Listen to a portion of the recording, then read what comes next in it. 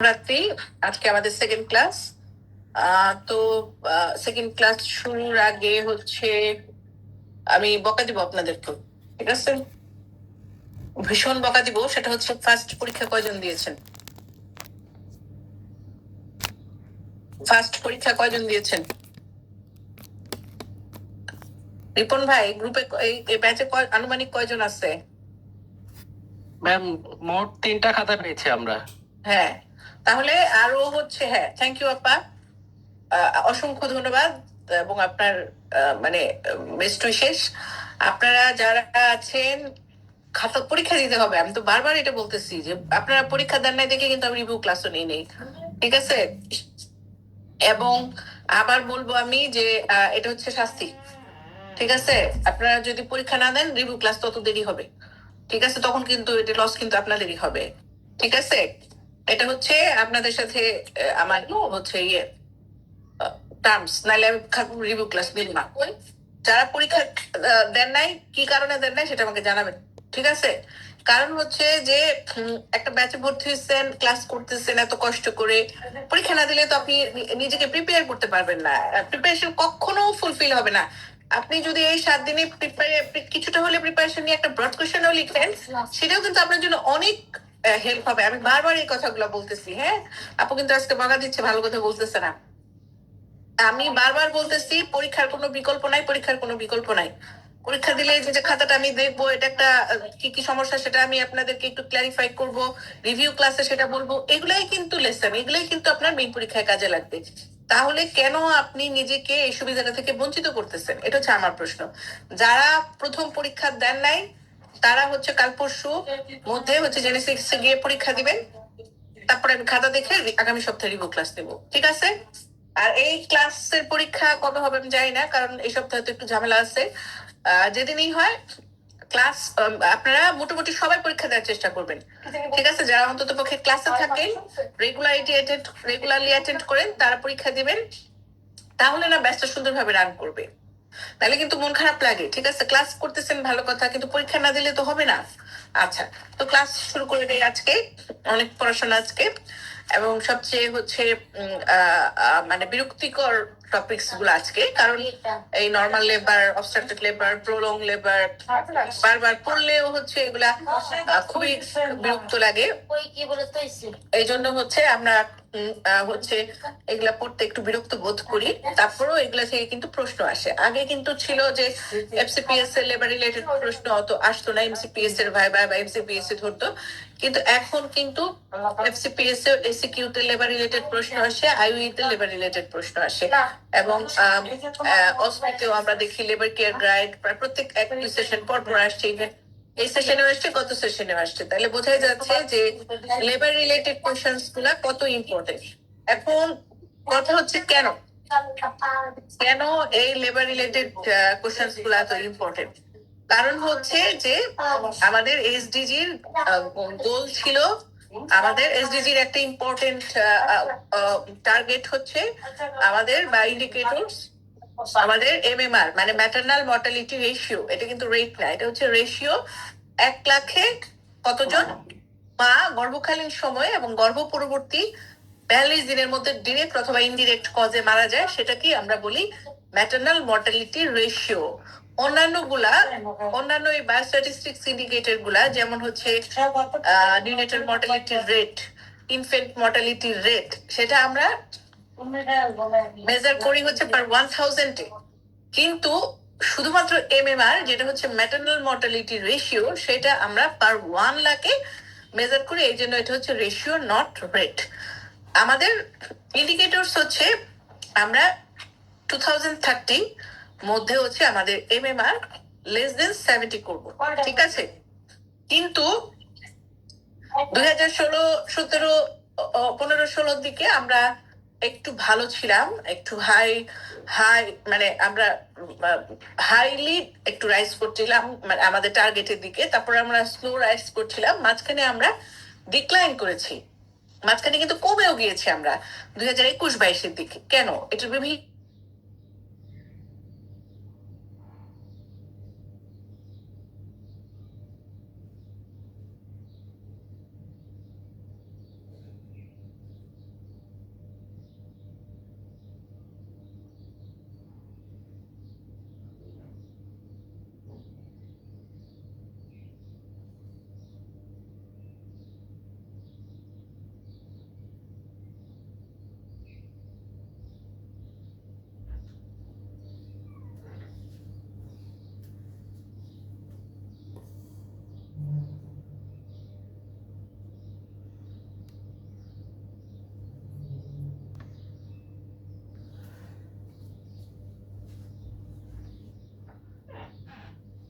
important.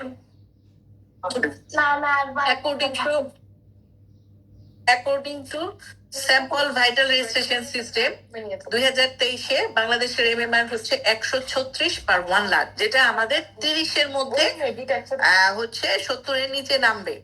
ঠিক আছে, তাহলে চিন্তা করেন মানে আমাদের অবস্থা কতটুকু খারাপ। এরপরে হচ্ছে আপনার এখনো 2022 সনের বিডিএইচএস যে ডাটা, সেই ডাটা অনুযায়ী হচ্ছে মানে এখনো হচ্ছে আপনার 65% ফ্যাসিলিটি ডেলিভারি হয় এবং 35% হচ্ছে হোম ডেলিভারি হয়। এবং এই যে হোম ডেলিভারি গুলা হয়, এগুলা কিন্তু আনস্কিল বা অ্যাটেন্ডেন্ট দ্বারা হয়। এই জন্যই কিন্তু আমাদের মাতৃ মৃত্যুর অন্যতম প্রধান কারণ হচ্ছে কি বলেন কেউ একজন বলেন। গ্লাস নাও। পোস্টপার্টাম হেমোরেজ আপু। পোস্টপার্টাম না, অনলি হ্যামোরেজ। সেটা এন্টিপার্টাম হতে পারে, পোস্টপার্টাম হতে পারে। Only haemorrhage is the leading cause of MMR of our country. সেই ডেটাটা লাস্টলি করা হয়েছিল 2016 সালে। এরপরে আর কোনো ডেটা হয় নাই। হ্যাঁ, এবং সেইটাতে হচ্ছে বিএমএমএস করেছিল, বিএমএমএস। সেই সময়ও ছিল হ্যামোরেজ হচ্ছে লিডিং কজ 31%। এরপরে কি এক্লাম্পসিয়া 24%। ঠিক আছে, এবং এখানে অবস্ট্রাক্টেড অর প্রোলং লেবার এরপর এটা হচ্ছে 3%, অ্যাবর্শন হচ্ছে 7%। তাহলে চিন্তা করেন যে এই লেবার রিলেটেড এবং এই হ্যামোরেজের মধ্যে আপা যেটা বলছে যে পোস্টপার্টাম হ্যামোরেজে সবচেয়ে বেশি মা মারা যায়, এবং এটার অন্যতম ব্যাকগ্রাউন্ড হিসেবে কাজ করে হোম ডেলিভারি বাই আনট্রেন্ড দায়। ঠিক আছে, তাহলে এটা খুবই ইম্পর্টেন্ট একটা ইস্যু। আরেকটা ইম্পর্টেন্ট ইস্যু হচ্ছে সিজারিয়ান সেকশন। সিজারিয়ান সেকশন কিন্তু আমাদের ফিগো যেটা বলেছে যে প্রত্যেকটা দেশে সিজারিয়ান সেকশনের রেট থাকবে হচ্ছে লেস দেন 15%। আমাদের দেশে 2022 সনের যে ডেটা ছিল, 2022 সনের ছিল 45%। চিন্তা করেন 45% ডেলিভারি ছিল 2022 সনে বিডিএইচএস ওরা করছে, এবং আপনার 2023 সনে সেটা চলে আসছে অনেক হায়ার রেট 50.7%। মানে কি ভয়ঙ্কর অবস্থা আমাদের, চিন্তা করেন। মানে 50.7% হচ্ছে আমাদের সিজারিয়ান সেকশনে 2023-এর রেট। এটাই মানে অফিসিয়ালি লাস্ট রেট 50.7%। এবং হচ্ছে আপনার এর মধ্যে 75%ই হচ্ছে আপনার অ্যারাউন্ড প্রাইভেট হসপিটালে হচ্ছে, private clinic and hospital. Only 25% হচ্ছে আপনার গভর্নমেন্ট হসপিটালে। তাহলে এইটাও হচ্ছে আমাদের হেলথ ইনফ্রাস্ট্রাকচারে খুবই হচ্ছে একটা নেগেটিভ ইম্প্যাক্ট পড়ছে, যে কেন হচ্ছে এই সিজারিয়ান সেকশনে রেটটা এত বেড়ে যাচ্ছে। এখন হচ্ছে এই যে এমএমআর তো হ্যাঁ, এই এই ম্যাটারনাল মর্টালিটি যে হচ্ছে, কিছু বাড়িতে হচ্ছে, কিছু কিন্তু ডিসিশন মেকিং এর ডিলে হচ্ছে, অথবা তারা ডিসিশন নিতে পারছে না। যে বলতেছে গ্রামেই বলতেছে আপনি থাকেন, মানুষজন বলতেছে হসপিটালে নিলে অপারেশন করবে, normal prolong labour obstructed labour দিচ্ছে না, ওখান থেকে তার পিপিএইচ হচ্ছে, মা মারা যাচ্ছে, বাচ্চা মারা যাচ্ছে। আবার কিছু যে ডিসিশন নিতে দেরি করে, তখন হচ্ছে রেফারেল সিস্টেম বা হেলথ ফ্যাসিলিটিস যাওয়ার সময় রাস্তায় মারা যায়। আবার কিছু এত খারাপ অবস্থায় আপনার প্রাইমারি হেলথ কেয়ার সেন্টার গুলাতে যায়, ওখান থেকে ইনিশিয়াল ম্যানেজমেন্ট দিয়ে যখন টার্সিয়ারি সেন্টারে রেফার করা হয়, কিছু ওইখানেও মারা যায়। আবার কিছু টার্সিয়ারি সেন্টারে যখন যায়, তখন সে রিভার্সিবল শকে থাকে বা মাল্টি অর্গান ফেলিউর হয়ে যায়, ওই টার্সিয়ারি সেন্টারে গিয়ে মারা যায়। তাহলে হচ্ছে আমাদের যে প্রবলেমস গুলা, একটা হচ্ছে যে আমরা এখনো ইনস্টিটিউট বেসড বা হচ্ছে ফ্যাসিলিটি বেসড 100% ডেলিভারি কভারেজ করতে পারতেছি না। আরেকটা হচ্ছে আমাদের weakness in the referral system. আমাদের রেফারেল সিস্টেমটাতে খুবই একটা জটিল সমস্যা। আরেকটা গুরুত্বপূর্ণ সমস্যা কি, আমরা কিন্তু এই যে obstetric care, emergency obstetric care বা কোয়ালিটি অবস্টেটিক কেয়ার, এটি কিন্তু through out Bangladesh all health সেন্টারে আমরা কিন্তু দিতে পারছি না। এটা হচ্ছে অনেক বড় একটা ড্রব্যাক। এগুলো কিন্তু আপনাদের পরীক্ষায় আসবে। ঠিক আছে, যে কেন আমরা মাতৃমৃত্যু এখনো আমরা কমাতে পারছি না। তাহলে এটা কিন্তু একটা খুবই গুরুত্বপূর্ণ, যে 3 ডিলে, একটা হচ্ছে হসপিটালে আসতে ডিলে করতেছে, হসপিটালে সার্ভিস পেতে ডিলে করতেছে, আবার রেফারেল সিস্টেমেও ডিলে হচ্ছে ওখানেও। ঠিক আছে, তাহলে আমরা যদি হচ্ছে আমরা এই অবস্টেটিক কোয়ালিটি অবস্টেটিক কেয়ারটা হচ্ছে অ্যাক্রস অল লেভেলে আমরা যদি দিতে পারি এবং রেফারেল লিঙ্কেজটা স্ট্রং করতে পারি, হ্যাঁ, between primary and higher level facilities, তখন কিন্তু আমাদের হচ্ছে সার্ভিসটা অনেক স্ট্রেংথেনিং হবে এবং আমাদের এমএমআর অনেক কমে যাবে। ঠিক আছে, আচ্ছা, এখন হচ্ছে খুব ইম্পর্টেন্ট আপনাদের পরীক্ষার জন্য, সেটা হচ্ছে কি আপনার লেবার কেয়ার গাইড। হ্যাঁ, আইডিয়াল লেবার রুম প্রোটোকল, এটার মধ্যে একটা পার্ট হচ্ছে labour care guide. Labour care গাইডটা খুব ভালো করে আপনাদেরকে পড়তে হবে, কারণ হচ্ছে এটার যে 7টা পার্ট ওগুলো বুঝে বুঝে পড়তে হবে এবং আপনাদেরকে প্লট করা শিখতে হবে। গত সেশনেও এসেছে, এই সেশনেও এসেছে অস্পিতে। আগে এক সময় পার্টোগ্রাফ আসতো, এখন আসলে লেবার কেয়ার গাইডটাকে সব জায়গায় এনলাইটেড করা হচ্ছে, সব জায়গায় যাতে এটা প্র্যাকটিস করা হয়, এই জন্য বারবার লেবার কেয়ার গাইডই আছে এবং এটাতে খুব গুরুত্বপূর্ণ কিছু ইস্যু আছে, আমি একটু পরে আলোচনা করব, যেটা এবারে পরীক্ষায় আসছে, গতবারে পরীক্ষায় আসছে। ঠিক আছে, আমি একটু পরে বলতেছি আপনাদেরকে। আচ্ছা, তারপরে হচ্ছে যে এই যে লেবার রুম প্রোটোকল, হ্যাঁ, এই লেবার রুম প্রোটোকলটা কেন এত ইম্পর্টেন্ট?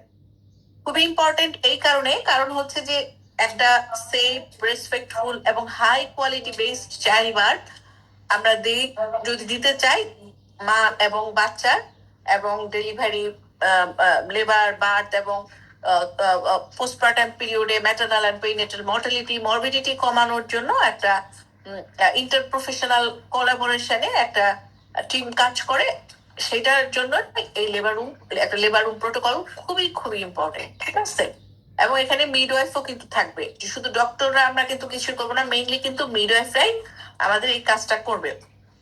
এবং মেইন এটা কেন এত গুরুত্বপূর্ণ, এটা respectful maternity care, midwife led care, quality maternal service এবং এভিডেন্স বেসড প্র্যাকটিস আমরা করবো। আমরা কিন্তু এভিডেন্স, আগে অনেক কিছু করতাম, এখন কিন্তু আমরা করি না। আগে বাচ্চা ওটা পাশার মধ্যে থাপ্পড় দিতে, এগুলো কিন্তু আমরা করি না আমরা এখন। এবং আমরা কি করি, ডিলেড কট ক্ল্যাম্প করি, এগুলো সবই এভিডেন্স বেসড প্র্যাকটিস। বাচ্চা হওয়ার সাথে সাথে প্রথম বাচ্চাকে মায়ের বুকের মধ্যে দিয়ে রাখবো, এগুলো কিন্তু সব এভিডেন্স বেসড প্র্যাকটিস। আমরা কোনো ম্যাল প্র্যাকটিস বা ইল প্র্যাকটিস এগুলো আমরা করবো না, আগে যেগুলো অনেক সময় আমরা করতাম। ঠিক আছে, এই সব কিছু আমরা জানবো কিভাবে, এই লেবার রুম মাধ্যমে। এবং আইডিয়াল লেবার রুমের রেখে দাও, আইডিয়াল লেবার রুমের হচ্ছে কিছু ক্যারেক্টারিস্টিক্স আছে, যেমন হচ্ছে লেবার রুম হচ্ছে ক্লিন হতে হবে, অর্গানাইজড হতে হবে এবং টেম্পারেচারটা মেনটেন থাকবে, এটা ওয়েল ইকুইপড হবে, ওয়েল ফার্নিশড হবে, এখানে পর্যাপ্ত বাতাস, আলো এগুলা থাকতে হবে, ইনস্ট্রুমেন্ট গুলা সব স্টেরিলাইজড হইতে হবে, ডিসইনফেক্টেন্ট মেনটেন করতে হবে এবং হচ্ছে যে প্রত্যেকটা হচ্ছে আপনার পেশেন্টের প্রাইভেসি মেনটেন করতে হবে, যেটা আমাদের ম্যাক্সিমাম হসপিটালে নাই। কিন্তু আমাদের কার্টেন দিয়ে বার্থিং ওমেনের প্রাইভেসি মেনটেন করতে হবে। আমরা কি করি, এরকম খোলা রেখে দিই, ঢাকা মেডিকেল, ওরে আমার আল্লাহ, এরকম করাই যাবে না। 212-তে যেরকম, এরকম করা যাবে না। প্রত্যেক জনের পাশে একটা করে কার্টেন থাকবে, একজনের পেশেন্ট আরেকজন পেশেন্ট বা তার সাথে যে লেবার কম্পেনিয়নশিপ থাকবে সে দেখবে না থাকে, এটা স্ট্রিক্টলি মেনটেন করতে হবে। তারপরে হচ্ছে অক্সিডোসিনটা রেফ্রিজারেটর রাখতে হবে, খুবই ইম্পর্টেন্ট। যেখানে রেফ্রিজারেটরের সিস্টেম নাই কোনো রিমোট এরিয়াতে, সেখানে আমরা ডুরাটোসিন সাপোর্টে রাখবো, কারণ ডুরাটোসিন হচ্ছে রেফ্রিজারেটরে রাখা যায় না। এগুলো কিন্তু সব আপনার প্রশ্ন আসতে পারে আইইতে, কেসে। ঠিক আছে, যে অক্সিটোসিন রাখার কোনো ব্যবস্থা নাই, তখন আমরা কি করব? আমরা সাইটোবিস রাখবো, ডুরাটোসিন রাখবো। তারপরে লেবার ইন্টারভেনশন প্রমোট করার জন্য কিছু ইন্টারভেনশন আছে, এর মধ্যে পজিশনটা খুব ইম্পর্টেন্ট। সেই পজিশনটার জন্য স্কোয়াটিং চেয়ার, স্কোয়াটিং পজিশনের জন্য এটা আমরা খুব এনকারেজ করতেছি এখন। তারপরে ডেলিভারি বল আছে, যেটার মধ্যে সে বসে চাপ দিবে। তারপরে হচ্ছে নর্মাল ডেলিভারি বেড, টেবিল এগুলা থাকবে, হ্যাঁ, এবং কিছু জিনিস যেমন CTG machine, ultrasound machine portable, হ্যাঁ, পিপিএইচ ম্যানেজমেন্ট কিট, তারপরে হচ্ছে আমাদের এনএসজি, কারণ এখানে পিপিএইচ হলে আমরা যদি আমাদের এখানে অপারেশন করার ফ্যাসিলিটিস না থাকে, আমরা এনএসজির মাধ্যমে তাকে টারশিয়ারি সেন্টারে রেফার করব। এই জিনিসগুলার ফ্যাসিলিটিস হচ্ছে আমার এই সেন্টারে থাকতে হবে। ঠিক আছে, এই লেবার রুমে। আচ্ছা, তারপরে হচ্ছে আমাদের যে বেবি রিসাসিটেশন কিটস, এই সব কিছু হচ্ছে আমাদের এই লেবার রুম, আইডিয়াল লেবার রুমে থাকতে হবে। এবং কিছু ইন্টারপার্টাম কেয়ার লেবার রুম প্রোটোকলে আসছে, খুবই ইম্পর্টেন্ট। যেমন হচ্ছে যে আমরা আগে পেশেন্ট আসলে ভর্তি করে নিতাম, কিন্তু এখন বলতেছে যে আমরা লেটেন্ট ফেজে নিব না, আমরা অ্যাক্টিভ ফেজ মানে 5 সেন্টিমিটার অথবা তার বেশি হলে আমরা ভর্তি দিব। এতে নর্মাল ডেলিভারি রেট বাড়ে, কারণ লেটেন্ট ফেজে অনেক সময় হয় 8-10 ঘন্টা, কিন্তু ওরকম প্রোগ্রেস করে না, এতে কিন্তু বাচ্চার কোনো ক্ষতিও হয় না। পেশেন্ট হাসপাতালে থাকলে টক্সিক হয়ে যায়, তখন সে বলে সিজারিয়ান সেকশনে চলে যাবে। এই জন্য হচ্ছে এই অভ্যাস থেকে আমার ওই মোবাইলটা দিয়ে যাও। এই জন্য হচ্ছে আমাদের চার্জারটা বন্ধ করে দিও। এই জন্য হচ্ছে আমাদের হচ্ছে লেটেন্ট ফেজে ভর্তি করালে সেটার আউটকাম বেশি ভালো হয়। তারপরে হচ্ছে অ্যাক্টিভ ফেজে, লেটেন্ট ফেজে না, সরি। তারপরে হচ্ছে তাকে সাপোর্টিভ রেসপেক্টফুল ম্যাটারনিটি কেয়ার দিব, এটা খুবই গুরুত্বপূর্ণ। তারপরে বার্থ কম্পেনিয়ন সবসময় থাকতে হবে। এবং কিছু হচ্ছে লেবার অ্যানালজেসিয়া খুবই গুরুত্বপূর্ণ, নন ফার্মাকোলজিক্যাল এবং ফার্মাকোলজিক্যাল। যেমন হচ্ছে নন ফার্মাকোলজিক্যাল হচ্ছে এগুলো কিন্তু পরীক্ষায় প্রশ্ন, যে labour analgesia role of non ফার্মাকোলজিক্যালটাকে খুবই আমরা এনকারেজ করি। যেমন হচ্ছে তাকে ব্যাক মাসাজ দিব, তারপর প্রপার হাইড্রেশন এবং নিউট্রিশন মেনটেইন করব। হ্যাঁ, প্রতি 2 ঘন্টা পর পর 250 ml করে সে লিকুইড খাবে। তারপর ব্রিদিং টেকনিক, তারপর aroma therapy, audio visual therapy, এগুলো হচ্ছে সে নিবে। তারপর ফার্মাকোলজিক্যাল হচ্ছে যেমন হচ্ছে যে ইনজেক্টেবল অ্যানালজেসিয়া, টিমোনিয়াম মেথালসালফেট। তারপরে হচ্ছে রিজিওনাল অ্যানালজেসিয়া, এপিডুরাল দেই আমরা অনেক সময়, ইনহেলেশন, আর অনেক সময় আমরা এন্টোনক্স দেই, যেটা মিক্সড হচ্ছে অক্সিজেন আর নাইট্রাস অক্সাইড। তারপরে লেবারের পজিশনিংটা খুবই খুবই ইম্পর্টেন্ট, পরে আমি ডিটেলস বলবো। আমরা মাদার্স চয়েসই হয়, কিন্তু এখন আমরা স্কোয়াটিং পজিশনটা প্রেফার করি। তারপরে ইপিসিওটমি কিন্তু আমরা সবসময় দিব না। হ্যাঁ, এটা মাথায় রাখতে হবে যে আগে যেমন প্রাইমিং হলে আমরা বলতাম যে ইপিসিওটমি দিব আমরা, হ্যাঁ, কিন্তু এখন একদম স্পষ্ট ভাষায় বলে দেওয়া হচ্ছে যে ইপিসিওটমি আমরা সবসময় দিব না। হ্যাঁ, আমরা কখন দিব? যে পেশেন্টের হচ্ছে যে মনে হচ্ছে যে তার থ্রেটেন টু টিয়ার, রিজিড পেরিনিয়াম বা থ্রেটেন টু টিয়ার, বা আমরা হচ্ছে যখন ইনস্ট্রুমেন্টাল ডেলিভারি করব বা ব্রিজ ডেলিভারি করব, বা হচ্ছে শোল্ডার ডিস্টোসিয়া, হ্যাঁ, তারপরে হচ্ছে ফিটাল ডিস্ট্রেস, যে আমাদের এখনই ডেলিভারি করতে হবে, তখন আমরা এপিসিওটমি দিব। আদারওয়াইজ কিন্তু আমরা এপিসিওটমি দিব না। তারপরে হচ্ছে আপনার খুবই ইম্পর্টেন্ট যেটা, আমরা পিপিএইচ বান্ডেল অ্যাপ্রোচ অনুযায়ী পিপিএইচ ম্যানেজ করব, কিন্তু হচ্ছে আমরা active management of third stage of labour, এটা প্রত্যেকটা পেশেন্টকে আমরা দিব। কোনো পেশেন্ট, সে হার্ট ডিজিজ হোক, সে ডেঙ্গি ফিভার হোক, সে হচ্ছে কোয়াগুলোপ্যাথির পেশেন্ট হোক, অ্যাকুইট লিভার ফেলিউরের পেশেন্ট হোক, হ্যাপাটোক্যাফালোপ্যাথির পেশেন্ট হোক, সব পেশেন্টকে আমরা active management of third stage of liver. তবে কিছু কিছু ক্ষেত্রে, যেমন হচ্ছে যে তার যদি সিভিয়ার থ্রম্বোসাইটোপেনিয়া থাকে, বা কোয়াগুলোপ্যাথি থাকে, বা হ্যাপাটিক কোয়াগুলেশন ফ্যাক্টর অ্যাবনর্মালিটি থাকে, ওইসব ক্ষেত্রে আমরা অক্সিটোসিনটা 10 ইউনিটস আইএম না দিয়ে আইভি দিই। কারণ আইএম দিলে আমরা জানি তখন হেমাটোমা হয়ে যায়, লিভার ফাংশন অল্টার্ড থাকলে আইএম ড্রাগ ইউজ করতে না করে ডিপেন্ডেন্ট ক্লটিং ফ্যাক্টর অ্যাবনর্মালিটি হয়, তখন ওই জায়গাটায় হেমাটোমা হয়ে যায়। ঠিক আছে, এই জন্য হচ্ছে আমরা তখন আমরা অক্সিটোসিনটা আমরা হচ্ছে আইভি দিব, যে 10 ইউনিটস দেই, কিন্তু আমরা active management of third stage liver একদম প্রত্যেকটা পেশেন্টকেই দিব। এটা নিয়ে কোনো হচ্ছে কন্ট্রোভার্সি নেই। ঠিক আছে, আচ্ছা। তারপরে হচ্ছে এভিডেন্স বেসড প্র্যাকটিস আমরা করব, যেটা আমি বললাম যে আমরা হচ্ছে 1 to 3 মিনিটস এর মধ্যে হচ্ছে আমরা কর্ড ক্ল্যাম্প করব।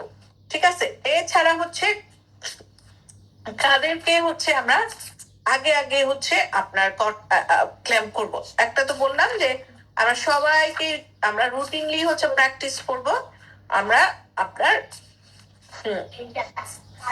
1 to 3 মিনিটস এর মধ্যে করার জন্য। আর্লি কর্ড ক্ল্যাম্প কাদের ক্ষেত্রে করব?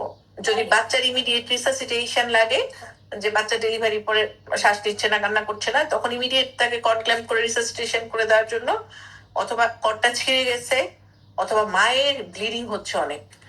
আর দুইটা ইনফেকশনের ক্ষেত্রে, একটা হচ্ছে যে হেপাটাইটিস কোনো অ্যাকুইট ইনফেকশন থাকলে বা এইচবিসিজি পজিটিভ থাকলে, আর একটা হচ্ছে যে কোনো হারপিস বা হচ্ছে আপনার জেন্টাল ট্র্যাক্টে অ্যাক্টিভ ইনফেকশন বা এইচআইভি পজিটিভ থাকলে তখন আমি পরে এই টিস্যুটা নিয়ে যাবো হ্যাঁ টিস্যু নিয়ে কি করবা? টিস্যু যদি স্কুলের আগে ওখানে টিস্যু আছে, পরে এটা কেউ মুখে খেয়ে ফেলবে। এটা ভিজানো যায়, তারপরে কি? আচ্ছা, কিন্তু কেউ যেন মুখে না দেয়। তোমার নাকটা মুছে এটা দেয়। এরা স্কুলে আচ্ছা, তাহলে আরেকটা দেন। আচ্ছা, তাহলে হচ্ছে আপনার আমরা এবং এখন বলতেছে যে প্রিটার্ম বার্থ আর চাইল্ড ইমিউনাইজেশন রিসেন্ট গাইডলাইনে বলতেছে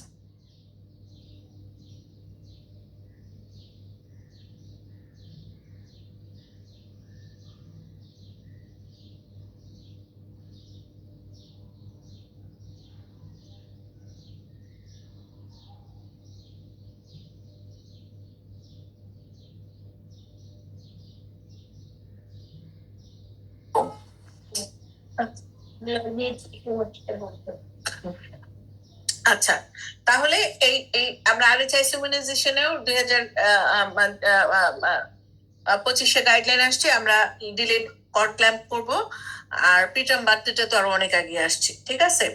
আচ্ছা, তারপরে হচ্ছে বললাম যেটা যে প্রথম 2 ঘন্টা বাচ্চা মায়ের সাথে স্কিন টু স্কিন কন্ট্যাক্টে থাকবে, আমরা 1 ঘন্টার মধ্যে ব্রেস্ট ফিডিং দিব। হ্যাঁ, আচ্ছা, তারপরে হচ্ছে আমাদের লেবার রুম আর অপারেশন থিয়েটার একই এলাকায় থাকবে, এটাও আমাদের মাথায় যেন থাকে, এটা খুবই গুরুত্বপূর্ণ। আচ্ছা, তারপরে হচ্ছে আমাদের খুব একটা ইম্পর্টেন্ট ইস্যুস হচ্ছে মিডওয়াইফারি লেড অবস্টেট্রিক কেয়ার, ঠিক আছে। মিডওয়াইফারি লেড অবস্টেট্রিক কেয়ার, এত পানি দিছো কেন সেজা? পানি তো দিয়া লাগবে, ঠিক না, এত না, অল্প। হ্যাঁ, হয়েছে। আচ্ছা, মিডওয়াইফারি লেড অবস্টেট্রিক কেয়ার, এইটা হচ্ছে খুবই খুবই ইম্পর্টেন্ট প্রশ্ন এবার আপনাদের পরীক্ষার জন্য, শর্ট নোট হিসেবে। মিডওয়াইফ কারা? মিডওয়াইফ হচ্ছে হেলথ প্রোভাইডার যারা হচ্ছে নর্মাল ফিজিওলজিক্যাল প্রসেস অফ, মানে অনেকেই ধারণা যে মিডওয়াইফ শুধুমাত্র ডেলিভারি কন্ডাকশন করবে, নট লাইক দ্যাট। মিডওয়াইফ এন্টিপার্টামে সার্ভিস দেবে,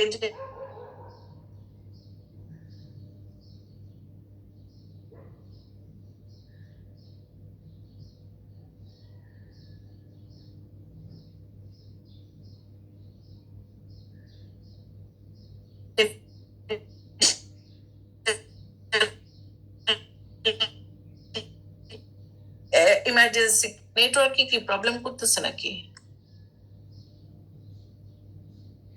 কথা শোনা যাচ্ছে?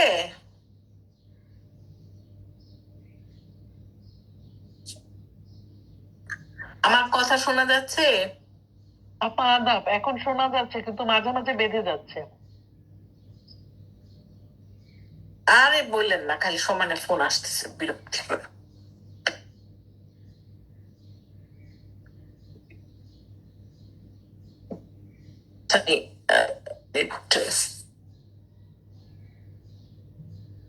হ্যাঁ, নেটওয়ার্ক প্রবলেম করতেছে, ওর বারবার কল আসতেছে, তো এই জন্য নেটওয়ার্ক প্রবলেম করতেছে। আচ্ছা, তো যেটা বললাম যে মিডওয়াইফটা হচ্ছে আমাদের খুবই গুরুত্বপূর্ণ, এবং শুধু এন্টিনেটাল পিরিয়ডে না, এরা প্রি প্রেগনেন্সি যেটা প্রিকনসেপশনাল কাউন্সিলিং, সেটাও কিন্তু মিডওয়াইফরা করবে, নর্মাল লেবার কন্ডাক্ট করবে, তারপরে হচ্ছে মেডিকেশন দিবে, মাইনর কমপ্লিকেশনস করবে, এবং মেজর কমপ্লিকেশনস হলে তারা ওবিজিওয়ান স্পেশালিস্ট আরএমও আরএস তাদেরকে হচ্ছে ইনফর্ম করবে, ঠিক আছে। তাইলে আপনার মিডওয়াইফ আপনার প্রিকনসেপশনাল পিরিয়ডে সার্ভিস দিবে, এন্টিপার্টাম পিরিয়ডে, ইন্ট্রাপার্টাম, পোস্টপার্টাম পিরিয়ডে তো সার্ভিস দিবেই। হ্যাঁ, এছাড়াও এসআরএইচ যেটা সেক্সুয়াল এন্ড রিপ্রোডাক্টিভ হেলথ, এখানেও তারা সাহায্য করবে। এই জন্য হচ্ছে আপনার এই, আমি কি জানতে পারি আমার মানুষ একটু পরে আসবে? আচ্ছা যাও, বেশিক্ষণ না। আচ্ছা, বেশিক্ষণ না। এই আপনার এই জন্য হচ্ছে আপনার মিডওয়াইফারি লেড অবস্টেট্রিক কেয়ারটা হচ্ছে আপনার খুবই খুবই খুবই খুবই খুবই গুরুত্বপূর্ণ, ঠিক আছে। আচ্ছা, এখন হচ্ছে আপনার এই যে মিডওয়াইফারি লেড অবস্টেট্রিক কেয়ার, হ্যাঁ, এইটাতে হচ্ছে আপনার কেন হচ্ছে আমরা এটাকে এত গুরুত্ব দিচ্ছি, হ্যাঁ কেন হচ্ছে এইটার এই এই আমরা বেনিফিটটা কি, বেনিফিটটা হচ্ছে এটা এভিডেন্স বেসড বেনিফিট, যে ম্যাটার্নাল আউটকামটা খুবই ভালো হয়, রিডিউস করে caesarean section rate, instrumental ভেজানাল delivery,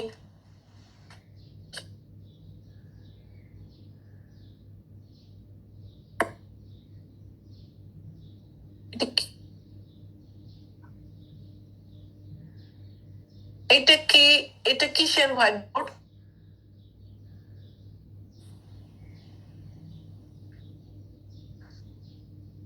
এই এটা কে হোয়াইট বোর্ড শেয়ার দিতে যাচ্ছে কিছু বুঝতেছে না আন্দাজে বাবু। আচ্ছা,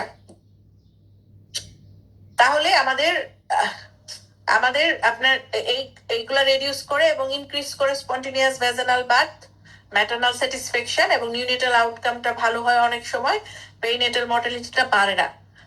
এবং এই জন্য হচ্ছে আমাদের মিডিল এন্ড লোয়ার ইনকাম কান্ট্রিতে এটা টার্সিয়ারি হসপিটালে বার্ডেনটা কমায় এবং স্কিল বার্থ অ্যাটেন্ডেন্সের অ্যাক্সেসটা বাড়ায়, কস্ট ইফেক্টিভ, সাস্টেইনেবল এবং WHO রিকমেন্ডেশনস রেসপেক্টফুল ম্যাটারনিটি কেয়ারের যে লেভেল গুলো আছে সেগুলো পুরাটাই হচ্ছে ফলো করে। এই জন্য হচ্ছে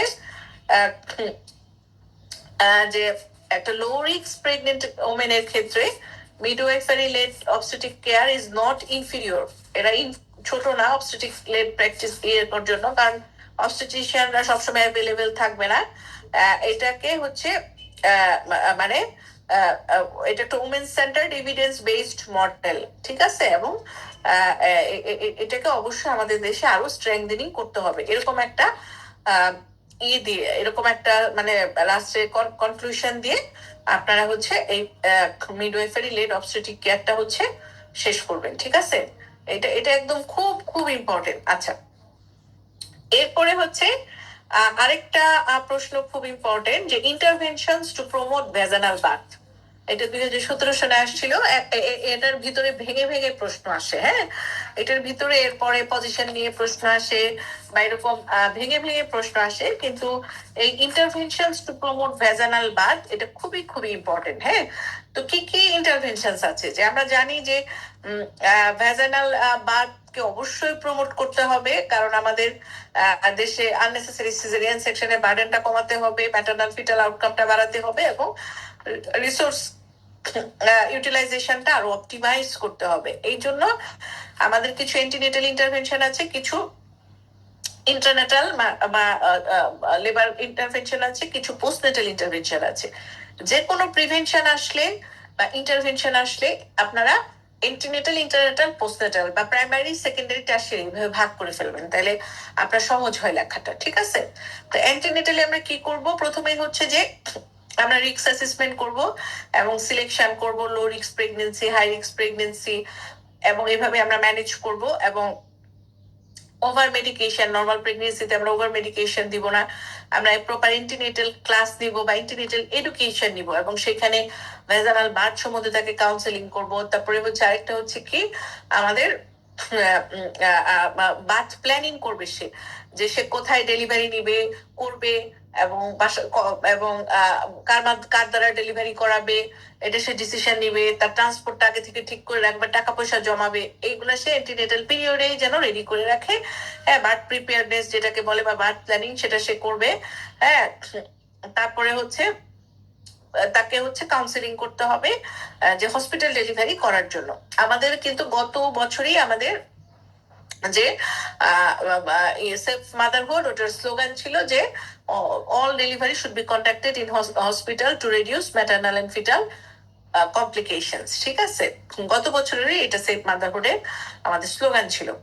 আচ্ছা, তারপরে হচ্ছে যে আমরা যে কেয়ারটা নিব, এটা মানে মিডওয়াইফারি লেড অবস্টেটিক কেয়ারটা আমরা এনকারেজ করব, ম্যাটারনাল কনফিডেন্সটাকে বাড়াবো, এগুলা সব হচ্ছে আমরা অ্যান্টিনেটাল পিরিয়ডে করব।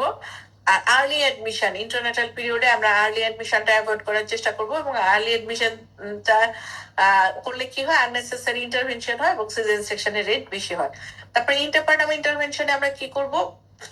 আমরা হচ্ছে লেবার হচ্ছে সাপোর্ট, যেটা যে আমরা কন্টিনিউয়াস একটা লেবার সাপোর্ট দিব। তারপরে হচ্ছে ট্রেন বার্থ কম্পেনিয়ন, এটা এটা খুব ইম্পর্টেন্ট। এটা হচ্ছে গতবার মনে হয় প্রশ্ন আসছিল। হ্যাঁ, বার্থ কম্পেনিয়নশিপ এটা খুবই গুরুত্বপূর্ণ। কেন বার্থ কম্পেনিয়নশিপটা গুরুত্বপূর্ণ? আর এটা কে হতে পারে বার্থ কম্পেনিয়ন? দেশের বাইরে কিন্তু সব দেশে সাধারণত হাজবেন্ডই হয়, কিন্তু আমাদের একটু রিলিজিয়াস পারপাস বা আমাদের সোশ্যাল এসপেক্টসে আমরা হাজবেন্ড কি করি না, কারণ লেবার রুমে আরো রোগী টুগী থাকে, আমরা বলি যে তার মা বোন বা কোনো আত্মীয় বা কম্পেনিয়ন বা দোলা যেটাকে বলে, সেই মহিলাকে আমরা সাধারণত প্রেফার করি। সে হচ্ছে রোগিনীর সাথে থাকবে এবং তাকে সারাক্ষণ হেল্প করবে। কিরকম হেল্প? যেমন হচ্ছে যে সবসময় তার সাথে থাকবে এবং তাকে এনকারেজ করবে, তাকে প্রেস করবে, রিএসিওর করবে নর্মাল ডেলিভারির জন্য, তাকে হাঁটার সময় হাত ধরে সাহায্য করবে, সে যখন ব্রিদিং এক্সারসাইজ করবে বা রিল্যাক্সেশন টেকনিক করবে তখন তাকে হেল্প করবে, তার ব্যাক মাসাজ করবে পেইন হওয়ার সময়, তাকে একটু পানি খাওয়াবে বা টয়লেটে যাওয়ার সময় হেল্প করবে, তাকে পরিষ্কার পরিচ্ছন্ন রাখতে সাহায্য করবে। এটা কিন্তু খুবই খুবই হচ্ছে গুরুত্বপূর্ণ। তারপরে হচ্ছে আপনার এটা কিন্তু একদম এভিডেন্স বেসড, আপনাদের পরীক্ষার জন্য খুবই ইম্পর্টেন্ট। এই দোলা থেকেও কিন্তু তার এই যে কন্টিনিউয়াস একটা সাপোর্ট হয়, 1-to-1 কন্টিনিউয়াস লেবার সাপোর্ট, এটা থেকে কিন্তু তার অপারেটিভ এবং সিজারিয়ান সেকশন ডেলিভারি রেটটা কমে যায়, মানে নর্মাল লেবারের রেটটা বেড়ে যায়। তারপরে হচ্ছে প্রপার ইউজ অফ পার্টোগ্রাফ। হ্যাঁ, পার্টোগ্রাফে কি করব আমরা?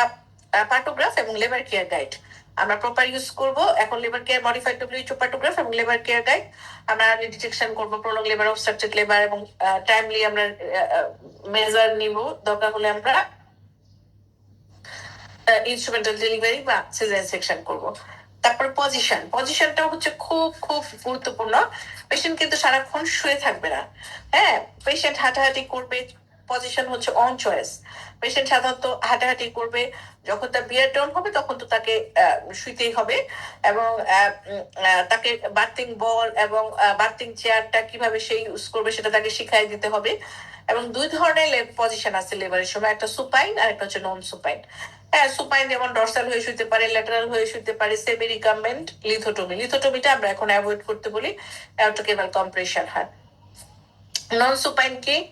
যেমন আমরা সবচেয়ে বেশি এনকারেজ করি স্কোয়াটিং, এছাড়া হচ্ছে নিলিং আছে, স্ট্যান্ডিং আছে, তারপরে অল ফোর্স পজিশন আছে। হ্যাঁ, এই স্কোয়াটিং পজিশনটাকে হচ্ছে কেন আমরা এত এনকারেজ করতেছি? কারণ হচ্ছে যে এগুলো কিন্তু পরীক্ষার প্রশ্ন। পজিশনিং এইটা যে কোনো সময় পরীক্ষায় আসবে যে মানে পজিশন কেন এত ইম্পর্টেন্ট। ঠিক আছে, পজিশনটা কেন? কারণ হচ্ছে এই স্কোয়াটিং পজিশন করলে কি হয়? Shorter second stage of labour হয়, less painful bearing down effect হয়, এবং বেটার ফিটাল আউটকাম হয়। হ্যাঁ, অটোকেবল কম্প্রেশনটা কমে যেতে পারে, ফিটাল ডিস্ট্রেসটা হচ্ছে কমে যেতে পারে। আচ্ছা, তারপরে হচ্ছে ইটিং এন্ড ড্রিঙ্কিং। হ্যাঁ, আমরা সাধারণত সফট কার্বোহাইড্রেট এনরিচ ডায়েট তাকে খেতে বলবো। তারপর নিউট্রিশিয়াস লিকুইড খেতে পারে সে, ফ্রিকুয়েন্টলি ওয়াটার টেক করতে পারে। হ্যাঁ, হেভি মিলটা আমরা অ্যাক্টিভ ফেজে অ্যাভয়েড করতে বলি। হ্যাঁ, তারপরে পেইন রিলিফ বা আমরা বাউল হ্যাবিটটা হচ্ছে গ্লিসাইন সাপোজিটরি দিব না, সে ফ্রিকুয়েন্ট বাউল এই করবে। হ্যাঁ, ব্যাক মাসাজ করবে। হ্যাঁ, এবং 5C লেবারের সময় 5C এটা একবার পরীক্ষা আসছে। তার মানে দেখেন যে লেবার থেকে কত খুঁটিনাটি জিনিস পরীক্ষায় আসে। What you mean by 5C in labour? তাহলে 5টা সি কি? 5টা সি মানে ক্লিন, সি মানে ক্লিন। এখন কোন 5টা জিনিস ক্লিন? প্রথমে হচ্ছে ক্লিন হ্যান্ড, আমার হাত আগে পরিষ্কার থাকতে হবে। যেখানে ডেলিভারি হবে ডেলিভারি সারফেসটা পরিষ্কার থাকতে হবে। কট যে কাটবো ওই ব্লেডটা পরিষ্কার থাকতে হবে, এবং আমরা যে কটটা টাই করবো এটা ক্লিন হতে হবে। তারপরে ক্লিন কটটাই, তারপর কর্ডের মধ্যে আমরা 7.1% ক্লোরহেক্সিডিন দিব, যেটাকে বলে হচ্ছে হেক্সি কর্ড নামে পাওয়া যায়। ওইটাও হচ্ছে দিতে হবে, ক্লিন কট। ঠিক আছে, তাহলে এই ডেলিভারি 5টা সিউ হচ্ছে খুবই খুবই ইম্পর্টেন্ট। তারপরে হচ্ছে আমাদের রেসপেক্টফুল ম্যাটারনিটি কেয়ার, যদিও এটা পরীক্ষায় আসে নাই, আমাদের আইতে আসছে একবার, কিন্তু রেসপেক্টফুল ম্যাটারনিটি কেয়ার আপনার খুবই খুবই ইম্পর্টেন্ট। আপনার থ্রু আউট লেবারে কিছু রিকমেন্ডেশন আছে, যেমন respectful maternity care, effective communication, companionship during labor and childbirth, continuity of care এরকম। এবং এর মধ্যে রেসপেক্টফুল ম্যাটারনিটি কেয়ার এটা কিন্তু একটা হিউম্যান রাইটস, এটা কিন্তু একটা হিউম্যান রাইটস। হ্যাঁ, যে মাকে হচ্ছে তার ডিগনিটি মেনটেন করতে দিতে হবে, বার্থিং ওমেনকে প্রাইভেসি কনফিডেন্সিয়ালিটি মেনটেন করতে হবে, এবং তাকে কোনো কোয়ার্সিন বা বকাবকি হার্ম থেকে তাকে ফ্রিডম করে রাখতে হবে, এবং ইনফর্ম চয়েস তাকে সেই সেই পাওয়ার তাকে দিতে হবে, বা সেই ইয়েটা তাকে দিতে হবে, জায়গাটা দিতে হবে ইনফর্ম চয়েসের। এবং আরেকটা হচ্ছে continuous support during labour and child birth. হ্যাঁ, কন্টিনিউয়াস একটা সাপোর্ট দিতে হবে। তাহলে এই সবকিছুই কিন্তু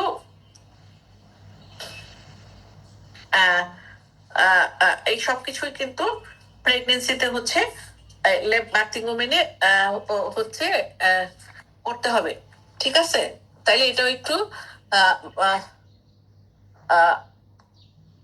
করতে হবে। হ্যাঁ, এই জিনিসটা হচ্ছে এটাও আপনাদের মাথায় থাকতে হবে। হ্যাঁ, এটা 7টা আছে। হ্যাঁ, 7টা আছে। এই 7টার মধ্যে হচ্ছে কি কি আছে?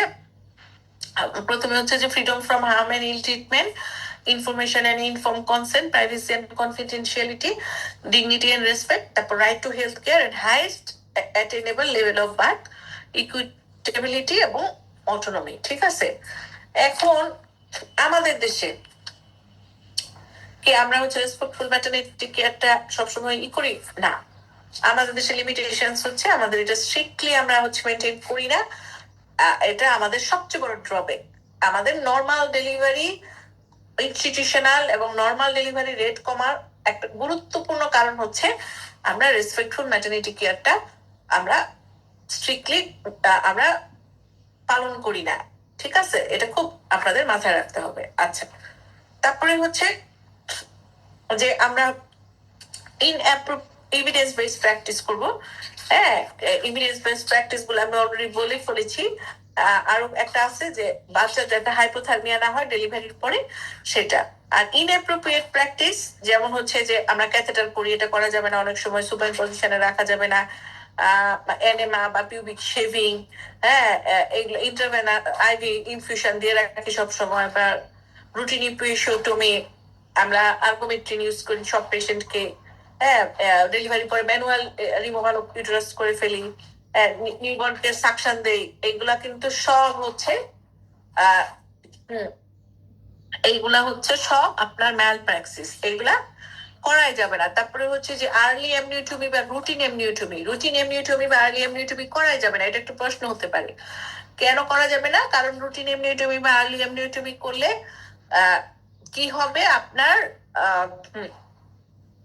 ফার্স্ট স্টেজে যদি আমরা করে ফেলি, যেটা আগে করলে কি হবে, এক হচ্ছে যে তার লাইকো ড্রেইন হয়ে তার লাইকো রিডিউসড হয়ে যাবে, লাস্টের দিকে এসে প্রলং লেবার হয়ে যেতে পারে, অবস্ট্রাকটেড লিভার হয়ে যেতে পারে। এটা একটা।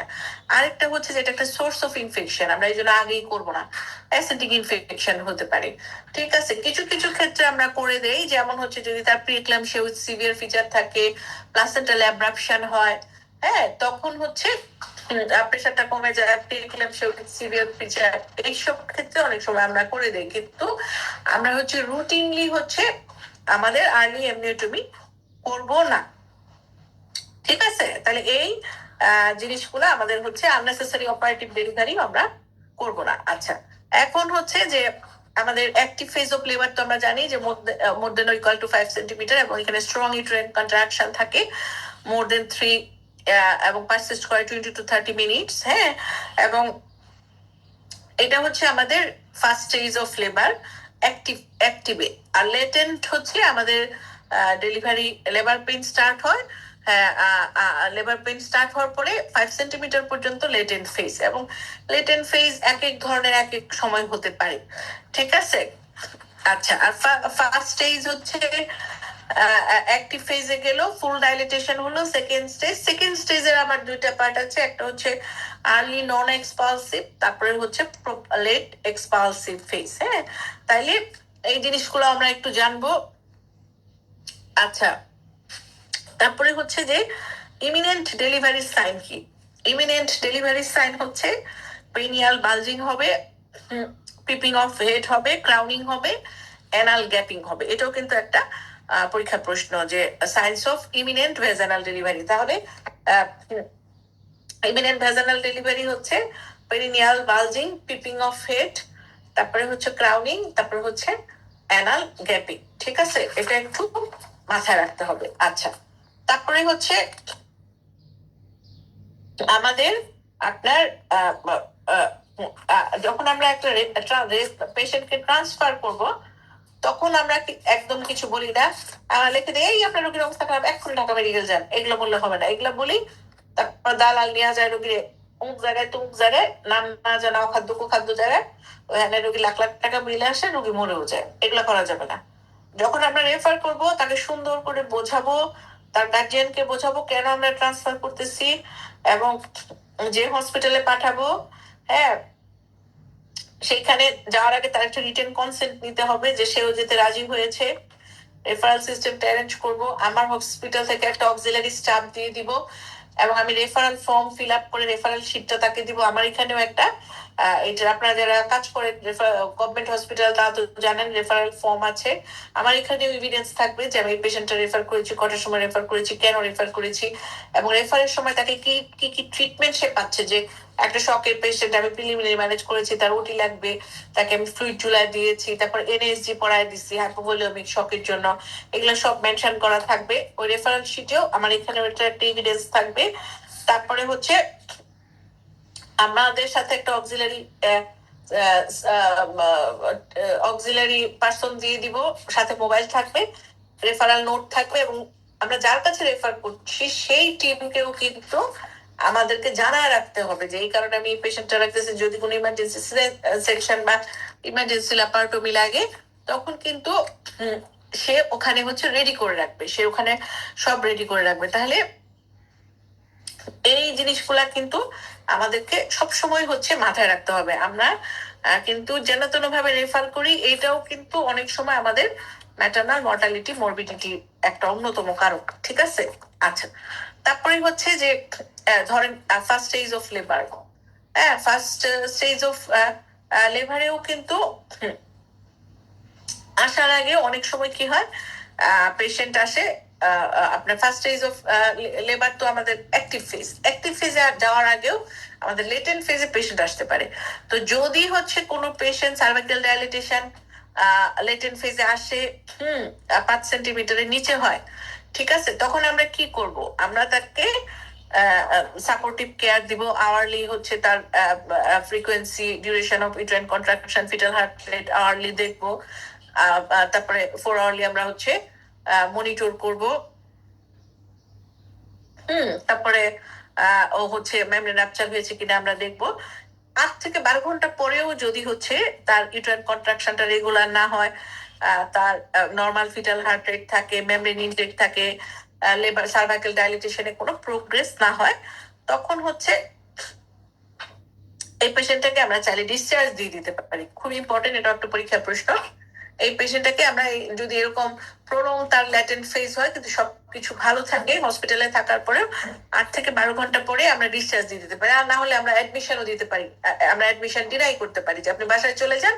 কখন আসবেন, যদি হচ্ছে ব্যথাটা বাড়তে থাকে, মেমব্রেন রাপচার হয়ে যায়, লেস ফিটাল মুভমেন্ট বা ভ্যাজানাল ব্লিডিং হয়, তখন হচ্ছে সে আবার ফেরত আসবে, এটা তাকে আমরা বলে দিব। ঠিক আছে, এবং 5 সেন্টিমিটারের বেশি হয়ে গেলে আমরা হচ্ছে তাকে লেবার কেয়ার গাইড বা আমরা হচ্ছে মডিফাইড WHO পার্টোগ্রাফটা আমরা দেখবো। পার্টোগ্রাফ তো আমরা মোটামুটি জানি, আমরা 30 মিনিটস পর পর কি দেখি পার্টোগ্রাফে, 30 মিনিটস পর পর আমরা ফ্রিকোয়েন্সি এবং ডিউরেশন অফ ইউট্রাইন কন্ট্রাকশনটা দেখি, ওখানে আমরা প্লট করি। কন্ট্রাকশনটা হচ্ছে 2টা ঘর বা 3টা ঘর, এবং 20-এর কম হলে আমরা ডট ডট দিই, 20 থেকে 40 হলে স্ল্যাশ, আর 40-এর উপর হলে পুরাটা আমরা ভরাট করে দিই। ঠিক আছে, এটা আমরা সবাই জানি। হাই রিস্ক প্রেগনেন্সিতে, হাই রিস্ক লেবারে আমরা সিটিজি ইউজ করব, লো রিস্কে আমরা সিটিজি ইউজ করি না সাধারণত। তারপরে প্রত্যেক 4 আওয়ার্সে, এভরি 4 আওয়ার্সে আমরা কি করি, ম্যাটারনাল পালস দেখি, ব্লাড প্রেশার দেখি, টেম্পারেচার দেখি, সার্ভাইকাল ডাইলেটেশন দেখি, descent of presenting part, colour of প্লাইকোড, তারপরে মোল্ডিং আর ক্যাপোর্ট, মিকোনিয়াম স্টেইন, হ্যাঁ এইগুলা হচ্ছে আমরা দেখি সাধারণত।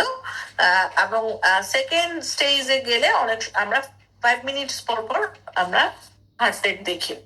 আচ্ছা, তারপরে হচ্ছে আমাদের খুবই ইম্পর্টেন্ট যেটা, এটা তো আমরা মডিফাইড ডব্লিউএইচও পার্টোগ্রাফ মোটামুটি আমরা সবাই পারি, না পারলে আপনারা অবশ্যই প্লট দেখবেন, প্লট শুরু করবেন। এবং প্লট কিন্তু হবে হচ্ছে এটা আসলে এই যে 5 সেন্টিমিটার থেকে পার্টোগ্রাফটা যারা ফিল আপ করেন, এই যে 5 সেন্টিমিটার থেকে কিন্তু আপনার অ্যালার্ট লাইনের উপরে 5 সেন্টিমিটার থেকে আমাদের প্লটিং শুরু হবে, অ্যালার্ট লাইনের 5 সেন্টিমিটার উপরে, এবং তারপর থেকে এখানে একটা স্কেল দিয়ে আমরা শুধু ডানের দিকে যাব, আমরা বামে আসবো না, ঠিক আছে? এটা সবসময় মাথায় রাখতে হবে পার্টোগ্রাফটা। আর লেবার কেয়ার গাইড থেকে কিন্তু আপনার এসিকিউ আসে, আবার অসপিউ আসে। এবার কিন্তু এসিকিউ আসছে, অসপিউ আসছে। এসিকিউ 1-2 বার পর পর আসে, অসপিউ এরকম প্রতিবার বা 1-2 বার পর পর আসে, কিন্তু লেবার কেয়ার গাইড থেকে আপনার কোয়েশ্চেন্স থাকবে। তো এই জন্য লেবার কেয়ার গাইডের ডিটেলস আপনাদেরকে পড়তে হবে। আপনারা চাইলে যে লেবার কেয়ার গাইডের যে ডব্লিউএইচও ম্যানুয়ালটা আছে, এটা আমি পিডিএফটা হচ্ছে রিপন ভাইকে দিয়ে দিব, রিপন ভাই আপনাদেরকে সফট কপি দিয়ে দিবে। তাইলে কিভাবে হচ্ছে প্লট করতে হয় বা কিভাবে কি সব আপনারা ডিটেলস পাবেন। আর লেবার কেয়ার গাইডটা একদম আপনাদেরকে জানতেই হবে। আর আমি হচ্ছে আসলে আপনাদের সাথে যদি কখনো অফলাইনে আমার দেখা করার সুযোগ হয়, তখন আমি ওখানে প্রজেক্টরে প্লটিংটা শুধু বুঝাই দিতে পারবো। এটা আসলে অনলাইনে হবে না প্লটিংটা, আপনারা নিজেরা ওই ম্যানুয়াল ফলো করলে এমনিতেই পারবেন। আপনারা যদি চান তাহলে আমি রিপন ভাইকে দিয়ে দিব। আচ্ছা, তো যেটা বলতেছিলাম যে আপনার লেবার কেয়ার গাইড কাদেরকে, যেমন সিটিজি আমরা বলতেছি হাই রিস্ক ওমেনদেরকে দিব। লেবার কেয়ার গাইড কি এরকম কোন ক্যাটাগরাইজেশন আছে যে আমরা শুধু হাই রিস্কে দিব, লো রিস্কে দিব না, এরকম কিছু আছে? কেউ জানলে একটু বলে।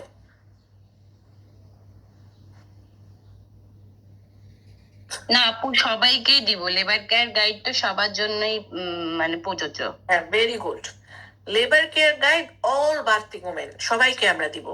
আর হাই রিস্ক ওমেনদের আর অ্যাডিশনাল কিছু লাগতে পারে মনিটরিং এ, যেমন হচ্ছে আমাদের সিটিডি লাগতে পারে, ঠিক আছে, বা অন্যান্য যেগুলো আছে স্কাল ব্লাড এগুলা লাগতে পারে। কিন্তু আপনার লেবার কেয়ার গাইডটা আমরা সবাইকেই দিব, হ্যাঁ।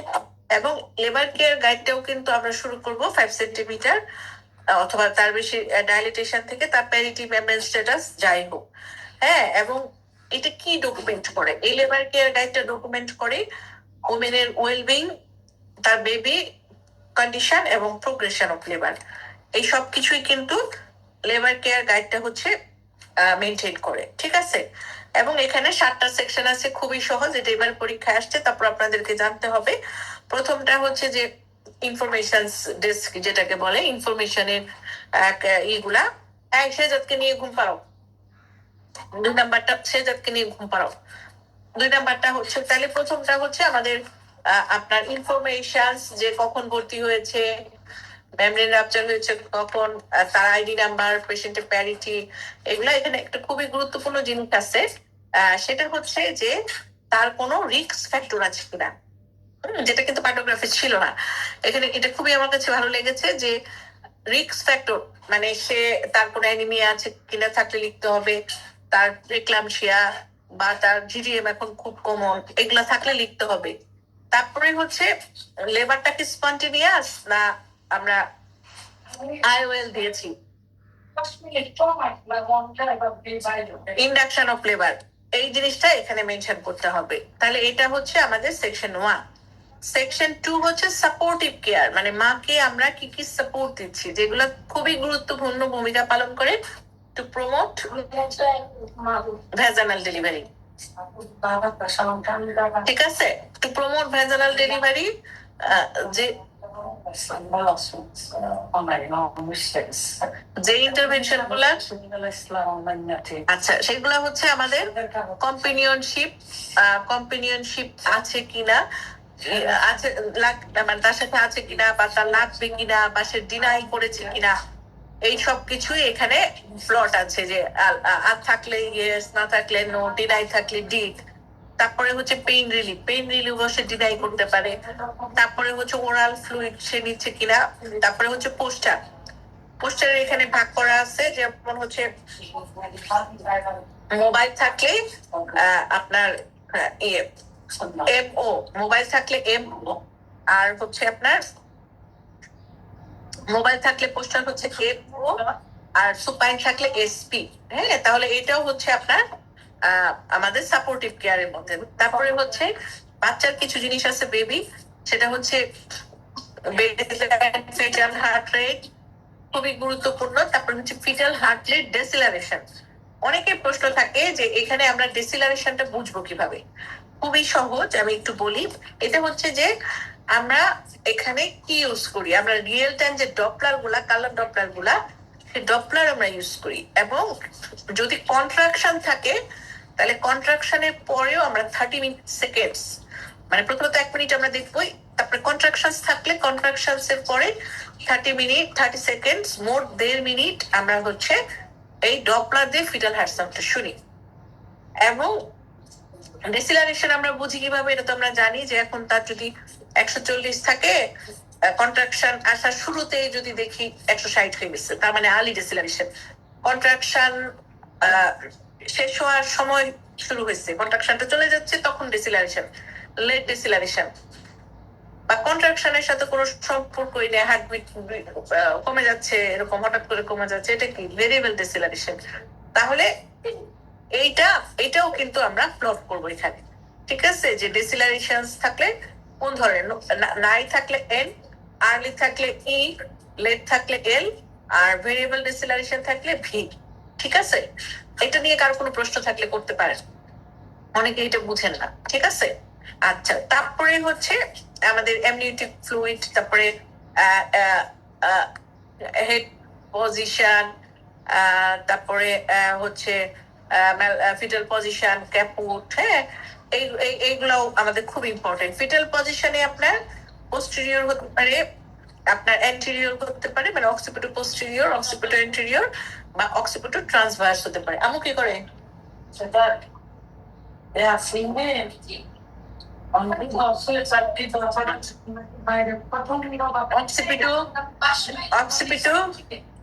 অক্সিপিটো পোস্টেরিয়র হচ্ছে আপনার হলে হচ্ছে আমরা অ্যান্টেরিয়রটা তো আমরা সবসময় প্রেফার করি, অ্যান্টেরিয়র হলে এ, এবং অক্সিপিটো ট্রান্সভার্স হলে আসতে বল। আচ্ছা দিয়ে আসবে, দাঁড়াও আমি, হ্যাঁ আচ্ছা 1 মিনিট এই দাঁড়াও। পরে যাচ্ছে যা। আচ্ছা সারা ঘুমাইবো নাকি ফলবা আমার 10টা বেজে গেছে। আমার মা ডাকলেই আমি চলে যাব। আমার মা ডাকলেই আমি চলে যাব। And so, my friend just want me to for you. না থাকবে কি অনেক বাতাস আছে। আমি মনে হয়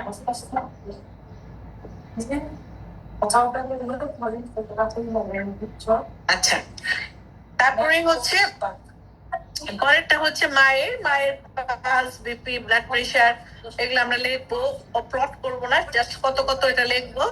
হ্যাঁ, তারপরে হচ্ছে আমাদের কন্ট্রাকশনসও এখানে আমরা লিখবো, এবং ডিউরেশন অফ কন্ট্রাকশন সেটা আমরা লিখবো। যে টু কন্ট্রাকশন নিচে হচ্ছে 40 সেকেন্ডের মতো ছিল, 40 এভাবে লিখবো আমরা, ঠিক আছে? বা 50 সেকেন্ড ছিল, 50, এরকম।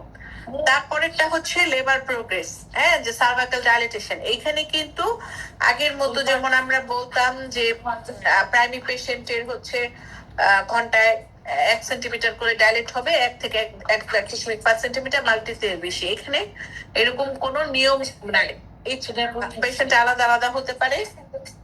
হ্যাঁ, যে 5 থেকে 6 সেন্টিমিটার বা 6 থেকে 7 সেন্টিমিটারে এক এক জনের এক এক রকম সময় লাগতে পারে। এইটা নিয়ে এখানে কোনো মানে বাধ্যবাধকতা রাখি নাই। এটা কিন্তু লেবার কেয়ার গাইডের সাথে কার্টোগ্রাফের একটা গুরুত্বপূর্ণ পার্থক্য। এটাও কিন্তু আপনাদের পরীক্ষায় আসে যে আপনার পার্টোগ্রাফের সাথে হচ্ছে লেবার কেয়ার গাইডের আপনার পার্থক্য কি। তাহলে পার্টোগ্রাফের সাথে আপনার লেবার কেয়ার গাইডের একটা কিছু কিছু পার্থক্য আছে। যেমন হচ্ছে আপনার পার্টোগ্রাফে 7টা সেকশন নাই, লেবার কেয়ার গাইডে যেটা আছে তারপর লেবার কেয়ার গাইডে হচ্ছে আপনার ও যেটা বললাম যে 5 সেন্টিমিটারের ওরকম বাধ্যবাধকতা নাই, অ্যালার্ট লাইন অ্যাকশন লাইন যেরকম ওরকম নাই। তারপরে হচ্ছে এখানে হচ্ছে সাপোর্টিভ কেয়ারটাকে অ্যাড করা হয়েছে এবং share decision making, share decision মেকিংটাকে হচ্ছে খুবই খুবই গুরুত্ব দেওয়া হয়েছে। হ্যাঁ, এখন হচ্ছে এটা কিন্তু এবারে প্রশ্ন আসছে আপনাদের, হ্যাঁ, যে এই এটা আমি গত এই ক্লাসে পড়াইছিলাম যে শেয়ার ডিসিশন মেকিং এর ইম্পর্টেন্স কি। হ্যাঁ, তো দেখলাম এটাই পরীক্ষায় আসছে। শেয়ার ডিসিশন মেকিং এর খুবই খুবই গুরুত্বপূর্ণ, যদিও এই পরীক্ষায় চলে আসছে, কিন্তু আপনাদেরকে জানতে হবে কারণ এটা আইইউতে চলে আসতে পারে। হ্যাঁ, আইইউতে কিন্তু চলে আসতে পারে। এখন কিন্তু আপনার সবকিছুই আমাদের ম্যানেজমেন্টটা, হ্যাঁ, শেয়ার ডিসিশন মেকিং এ হবে। হ্যাঁ, আমরা ধরেন যে কোনো পেশেন্ট ম্যানেজমেন্টে, মেডিকেল ডিসঅর্ডার হোক, সার্জিক্যাল ডিসঅর্ডার হোক বা ডিউরিং লেবারে, আমরা কিন্তু একা একা ডিসিশন নিব না, আমরা শেয়ার ডিসিশন মেকিং নিব। এই শেয়ার ডিসিশন মেকিং এ এই লেবারে কারা কারা থাকবে? আপনার ডক্টর থাকবে, তারপরে হচ্ছে পেশেন্ট পার্টি থাকবে, হ্যাঁ, তারপরে হচ্ছে জয়েন্টলি হচ্ছে একটা লেবারিং ওপেনের হচ্ছে ডিসিশন নেওয়া হবে এবং এটা এভিডেন্স বেসড হতে হবে এবং তাকে কাউন্সেলিং করতে হবে এই ক্লিনিক্যাল এভিডেন্সের ব্যাপারে, risk, benefit, women's value, preference এবং এক্সপেকটেশন সবকিছু মিলিয়ে তাকে কাউন্সেলিং করতে হবে। এবং এই যে শেয়ার ডিসিশন মেকিংটা, এটা এটা ইম্পর্টেন্সটা কেন এত? কারণ এখানে একটা উমেন সেন্টার্ড কেয়ারটাকে প্রমোট করা হচ্ছে। আপনার পেশেন্টের respect, autonomy, dignity, individual preference, তারপরে হচ্ছে তার চাইল্ড বার্থ এক্সপিরিয়েন্সটা ভালো হবে এবং ক্লিনিক্যাল আউটকামটা ভালো হয়, কারণ ফিজিক্যাল লেবার এবং ভেজানাল বার্থটাকে এনকারেজ করা হয়, মায়ের অ্যাংজাইটি স্ট্রেসটা কমে এবং নিউনেটাল আউটকামটাও ভালো হয় এবং একটা ডক্টরস মানে হসপিটাল রিলেশনশিপটা ভালো হয় পেশেন্টের সাথে এবং ওমেন এবং হেলথ কেয়ারের মধ্যে ট্রাস্টটা বেড়ে যায়, তার ভয়, মিসআন্ডারস্ট্যান্ডিং, কনফ্লিক্ট এগুলা কমে। ইথিক্যাল এসপেক্টসে এটা খুবই ইম্পর্টেন্ট, মানে লিটিগেশন অ্যাভয়েড করার জন্য খুবই গুরুত্বপূর্ণ প্র্যাকটিস। হ্যাঁ, এই জন্য হচ্ছে আমরা অবশ্যই শেয়ার ডিসিশন মেকিং এই করব এবং একটা খুবই গুরুত্বপূর্ণ যে ইনফর্ম রিটেন কনসেন্ট বা ইনফর্ম কনসেন্ট আমরা তার কাছ থেকে নিব, যে আমরা কেন করছি, এটার ব্যাপারে কি এভিডেন্স আছে, রিস্ক বেনিফিট কি, অন্য আর কি কি আছে, কেন আমরা ওইটা করছি না, কেন আমরা এটা করছি। হ্যাঁ, এই জিনিসগুলা তাকে হচ্ছে কাউন্সেলিং করতে হবে তখন এবং এটা মেডিকেল লিগেল রিস্কটা কমাবে। আপা এটা আমার কাছে নোট করা আছে। হ্যাঁ, আমি এটা গতবার এই ক্লাসে বলছিলাম, এক্সাম ব্যাচেও রেগুলার ব্যাচে, এটা দেখি পর পরীক্ষায় চলে আসছে। আচ্ছা, তো শেয়ার ডিসিশন মেকিংটা যেহেতু এবার রিটেনে এসেছে, আপনাদের জন্য আইইউতে ইম্পর্টেন্ট বা কেসে ধরতে পারেন, মানে সব জায়গায় কিন্তু আমরা শেয়ার ডিসিশন মেকিংটা প্র্যাকটিস করছি। আপনারা চাইলে আমি হচ্ছে এটা সফট কপি দিয়ে দিব রিপন ভাইকে, আপনারা হার্ড কপি পেয়ে যাবেন। যদি চান তাহলে আমাকে করেন আর কি। হ্যাঁ, নক দিয়ে। আচ্ছা আচ্ছা, আপনাদের গ্রুপে দিয়ে দিব। আচ্ছা, না মনে করলে আমাকে একটু নাম দিয়ে নক করেন। আমি আসলে এখন বলে দিব, এত ঝামেলার মধ্যে থাকি, সকালে বেড়াতে যাবো, শাড়ি চুড়ি রেডি করতে হবে, এগুলা একশো একটা ঝামেলা মাথায় থাকে তো ভুলে যাই। আমাকে একটু মনে করে দিলে আমি দিয়ে দিব। অনেক সময় আমি দিতে পারি না, এমন না যে আমি ইচ্ছা করে দিই না, আমি ভুলে যাই। ঠিক আছে?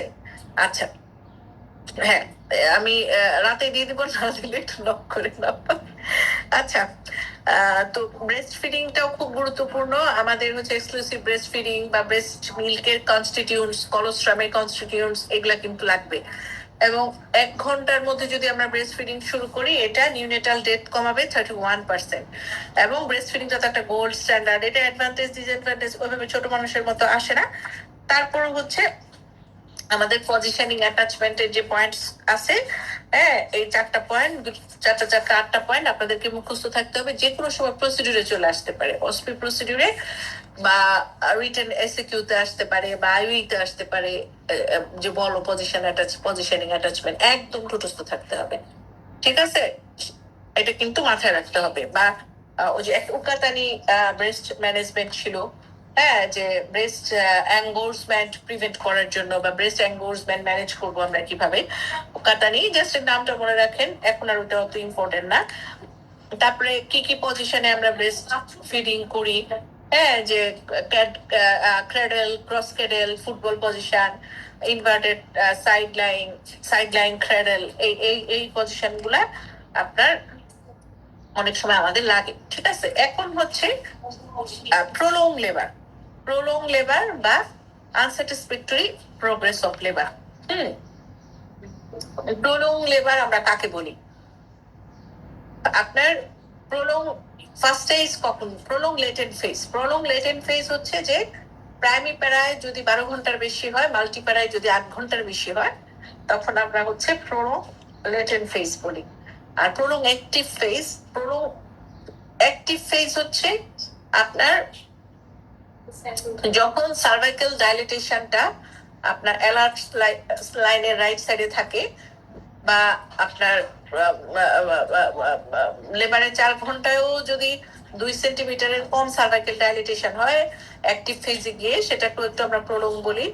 বা ডিসেন্ট রোটেশন অফ ফিটাল হেডে যদি ডিলে হয়, বা স্ট্রেংথ, ডিউরেশন এবং ফ্রিকোয়েন্সি অফ ইউটেরাইন কন্ট্রাকশনে আমি বসো, গিয়ে বসো, বহু রুমে বসো, যদি চেঞ্জ হয়, সেটাকেও আমরা হচ্ছে প্রলং অ্যাক্টিভ ফেজ বলি। প্রলং সেকেন্ড স্টেজ কাকে বলি? Prolong second stage primary multi সবার ক্ষেত্রে এখানে ইপিডুরালের সাথে একটা ভাগ করেছি আমরা, যে যদি আমরা হচ্ছে ইপিডুরাল দেই নালিপেরাসদের ক্ষেত্রে, তাহলে হচ্ছে 4 ঘন্টা অথবা তার বেশি সময়। আর যদি এপিডুরাল না দিই 3 ঘন্টা বা তার বেশি সময় হলে আমরা হচ্ছে তাকে prolong second stage of labour বলবো। আর প্যারাসোমেলদের ক্ষেত্রে হচ্ছে এটা 1 ঘন্টা করে কমে যাবে দুই সাইডে। যে এপিডুরাল দিলে more than or equal to 3 minute 33 hours, আর প্যারাসদের ক্ষেত্রে হচ্ছে more than or equal to 2 hours হলে হচ্ছে সেটাকে আমরা হচ্ছে কি বলবো? সেটাকে আমরা বলবো হচ্ছে আপনার prolong second stage of labour. ঠিক আছে, এটাও মাথায় রাখতে হবে।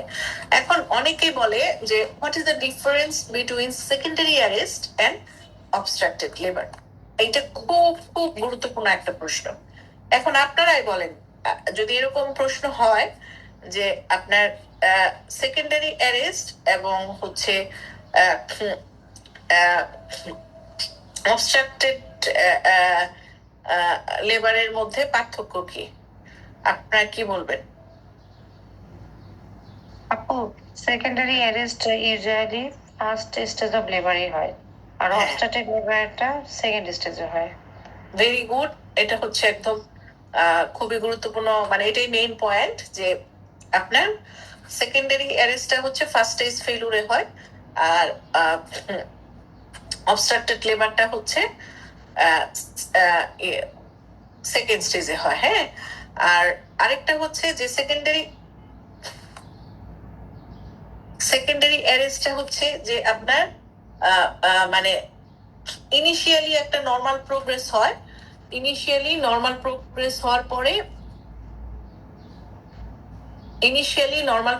হওয়ার পরে হচ্ছে অ্যাডিকুয়েট ইউটেরাইন কন্ট্রাকশন থাকার পরে আর হয় না।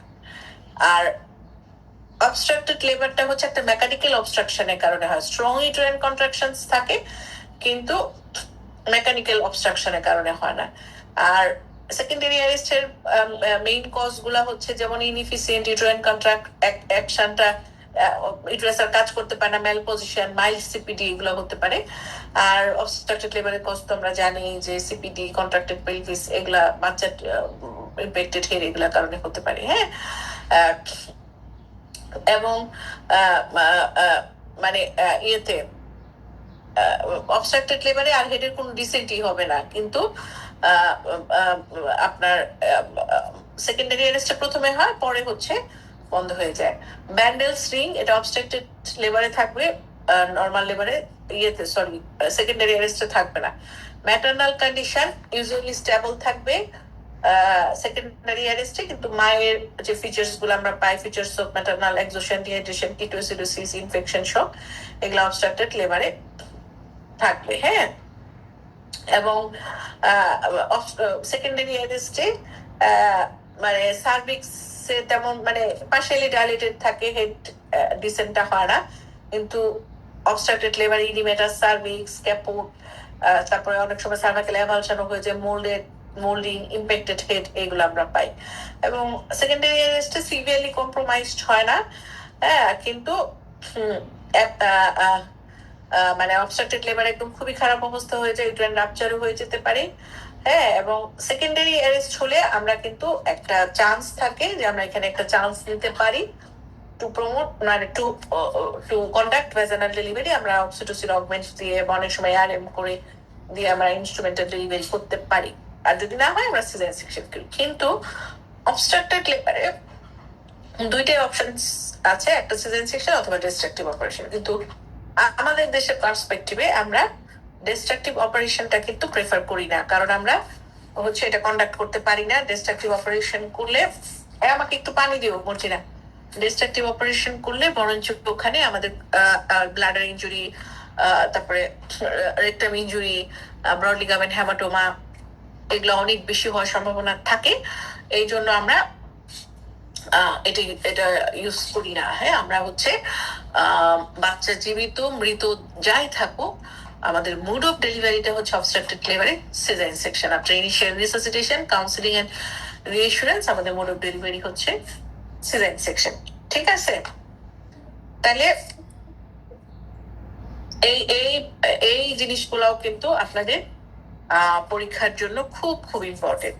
ঠিক আছে, তারপরে হচ্ছে আপনার আরেকটা খুব ইম্পর্টেন্ট যে আমাদের আনস্যাটিসফ্যাক্টরি প্রোগ্রেস হলে আমরা কিভাবে সেটা মনিটর করব। হ্যাঁ, বা আমাদের যদি হচ্ছে ইয়ে লাগে, আমাদের কি বলে নর্মালি হচ্ছে আমাদের যে কি বলে ওটাকে লেবার রুমে আমরা হচ্ছে যে মনিটরিংটা করি, আমরা ফ্লো চার্ট দিই। অক্সিটোসিনটা আমরা কিভাবে দিব, এটা একটা পরীক্ষার প্রশ্ন। এটা কিন্তু আইতে আসছে, একবার রিটেনও আসছে। খুব ইম্পর্টেন্ট যে আমরা যদি হচ্ছে কারো এই করি, মানে এটা হচ্ছে আমি একটু আইওএল এ চলে গেছি। হ্যাঁ, আইওএল তো আমরা জানি যে আইওএল মানে কি, ইন্ডাকশন অফ লেবার। হ্যাঁ, আফটার দ্যাট মানে যেটা হচ্ছে যে after the is of viability, হ্যাঁ, after the period of viability একটা পেশেন্ট, হ্যাঁ, যার হচ্ছে আমাদের এখন দরকার ভ্যাজানাল ডেলিভারি করানোর জন্য 24 থেকে 48 ঘন্টার মধ্যে, কিন্তু এখনো তার ডেলিভারি স্টার্ট হয় নাই, এরকম একটা পেশেন্টকে লেবার পেইন বা ইউট্রাইন কন্ট্রাকশন ইনিশিয়েট করার জন্য আমরা যে পদ্ধতিটা ইউজ করি সেটাকে বলে আইওএল বা ইন্ডাকশন অফ লেবার। ঠিক আছে, তো ইন্ডাকশন অফ লেবারে হচ্ছে খুবই খুবই গুরুত্বপূর্ণ কিছু জিনিস আছে যে আমরা কি করব। এবং ইন্ডাকশন অফ লেবারে হচ্ছে আপনার আমরা কাদেরকে দিই, ঠিক আছে, আমরা কাদেরকে দিই, আমরা কিন্তু সবাইকে দিই না। আমরা যেগুলো হাই রিস্ক প্রেগনেন্সি, যেমন প্রি এক্লাম্পসিয়া, ডিআইপি, তারপরে হচ্ছে যে তার আরএচআইসোমেনাইজেশন, হ্যাঁ, তারপরে হচ্ছে আরএচআইসোমেনাইজেশন, হ্যাঁ, বা হচ্ছে বিগ বেবি আমরা তাকে আগে করতে চাচ্ছি, বা 41 উইকস বা এর বেশি উইকস, হ্যাঁ, এই ধরনের পেশেন্টকে কিন্তু আমরা ইন্ডিকেটেড যাদের, তাদেরকে আমরা হচ্ছে ইন্ডাকশন অফ লেবার দিই। বা ফিটাল কনজেনিটাল অ্যানোমালি আছে, হ্যাঁ, মায়ের সেফটির জন্য আমরা ইন্ডাকশন অফ লেবার অনেক সময় দিই। এবং ইন্ডাকশন অফ লেবার দেওয়ার আগে কিছু খুবই গুরুত্বপূর্ণ জিনিস থাকে, যে আমাদের তাকে কাউন্সেলিং করতে হবে রিস্ক এন্ড বেনিফিট সম্বন্ধে, এবং না হইলে ফেইল্ড হইলে সেকশন লাগতে পারে।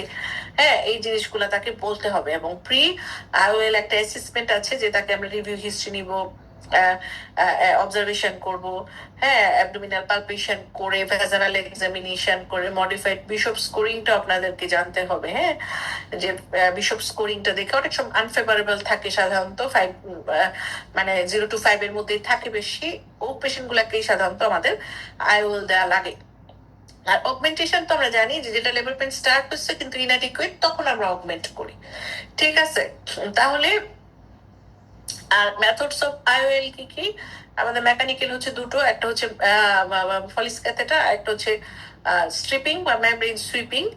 আর মেডিকেল আমরা জানি যে আমরা কোনো কোনো ম্যাক্সিমাম ক্ষেত্রে যেটা দেই প্রোস্টাগ্ল্যান্ডিন, একটা হচ্ছে জেল ডিনোপ্রোস্টন জেল যেটা E2, আর আরেকটা হচ্ছে প্রোস্টাগ্ল্যান্ডিন E1 অ্যানালগ যেটা মিজোপ্রোস্টন নামে পরিচিত।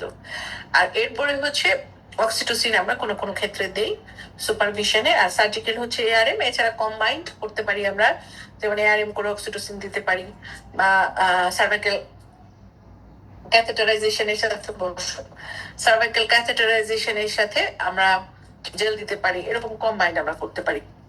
মেমব্রেন সুইপিং বা স্ট্রিপিং এটা কিন্তু খুবই খুবই একটা গুরুত্বপূর্ণ ভূমিকা পালন করে, যে প্রমোট করে অনসেট অফ লেবারকে এবং ইন্ডাকশন রেটটা কমায়। এবং প্রোস্টাগ্ল্যান্ডিনের এটা কি হয়, এখানে সুইপিং করলে প্রোস্টাগ্ল্যান্ডিন রিলিজ হয়। হ্যাঁ, তখন হচ্ছে ইন্ডাকশনের রেটটা হচ্ছে বেড়ে যায়, এবং ইন্ডাকশন এবং ইন্ডাকশন রেটটা কমে যায়। আমাদের দেখা যায় সুইপিং এ অনেক ভালো কাজ হয়। আমরা 15 to 30 সেকেন্ডস ইন্ডেক্স এবং মিডিল ফিঙ্গার দিয়ে হচ্ছে সুইপ করি। তারপরে হচ্ছে প্রোস্টাগ্ল্যান্ডিন, খুবই খুবই ইম্পর্টেন্ট। প্রোস্টাগ্ল্যান্ডিন আমরা হচ্ছে এটা E1 যেটা, এটা আমরা ওরাল, ভ্যাজানাল, সাবলিঙ্গুয়াল রুটে ইন্ডাকশনের জন্য দিই। আর একটা রুটে ওটা পিপিএইচ ম্যানেজমেন্টের জন্য আমরা দিই। ওরাল রুটে এখন দেওয়ার কথা। আচ্ছা, এখন কিন্তু 600 মিলিগ্রাম ওরাল রুটে এটা ডোজ। আচ্ছা, তারপর যেটা যে আমরা এই যে E1 প্রোস্টাগ্ল্যান্ডিন দিচ্ছি, আমরা একটা রুটে দিব, আমরা একই সাথে দুইটা রুট ইউজ করব না। এবং এটা হচ্ছে গ্র্যান্ড মাল্টিপ্যারাকে দিব না। বা আগে বলতো স্কার ইউটেরাস, এখন বলতেছে একটা স্কার থাকলে আমরা আন্ডার সুপারভিশন দিতে পারবো, কিন্তু দুইটা স্কারে সাধারণত আমরা অ্যাভয়েড করার চেষ্টা করব। তারপরে হচ্ছে আগে যদি মামাক্টমি থাকে বা লঙ্গিটিউডিনাল ইনসেশন থাকে, ইউটেরাসে ইনভার্টেড টি থাকে, এগুলাতে থাকলে আমরা দিব না। ঠিক আছে, এবং আমরা দিনে 4টা ডোজের বেশি দিব না।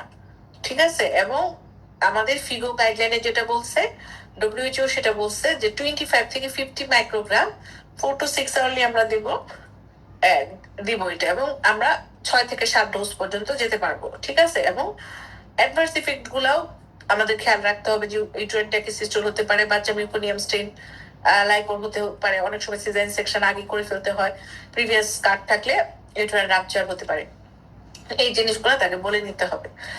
আবার ইমিডিয়েটলি দেওয়ার পরে শিভারিং হয়, ফিভার হয়, ডায়রিয়া হতে পারে, অনেকের ভমিটিং হয়, হ্যাঁ, আবার অনেকের সিভিয়ার পেইন হয়। এই সব কিছু মাথায় রাখতে হবে, কাউন্সিলিং করতে হবে।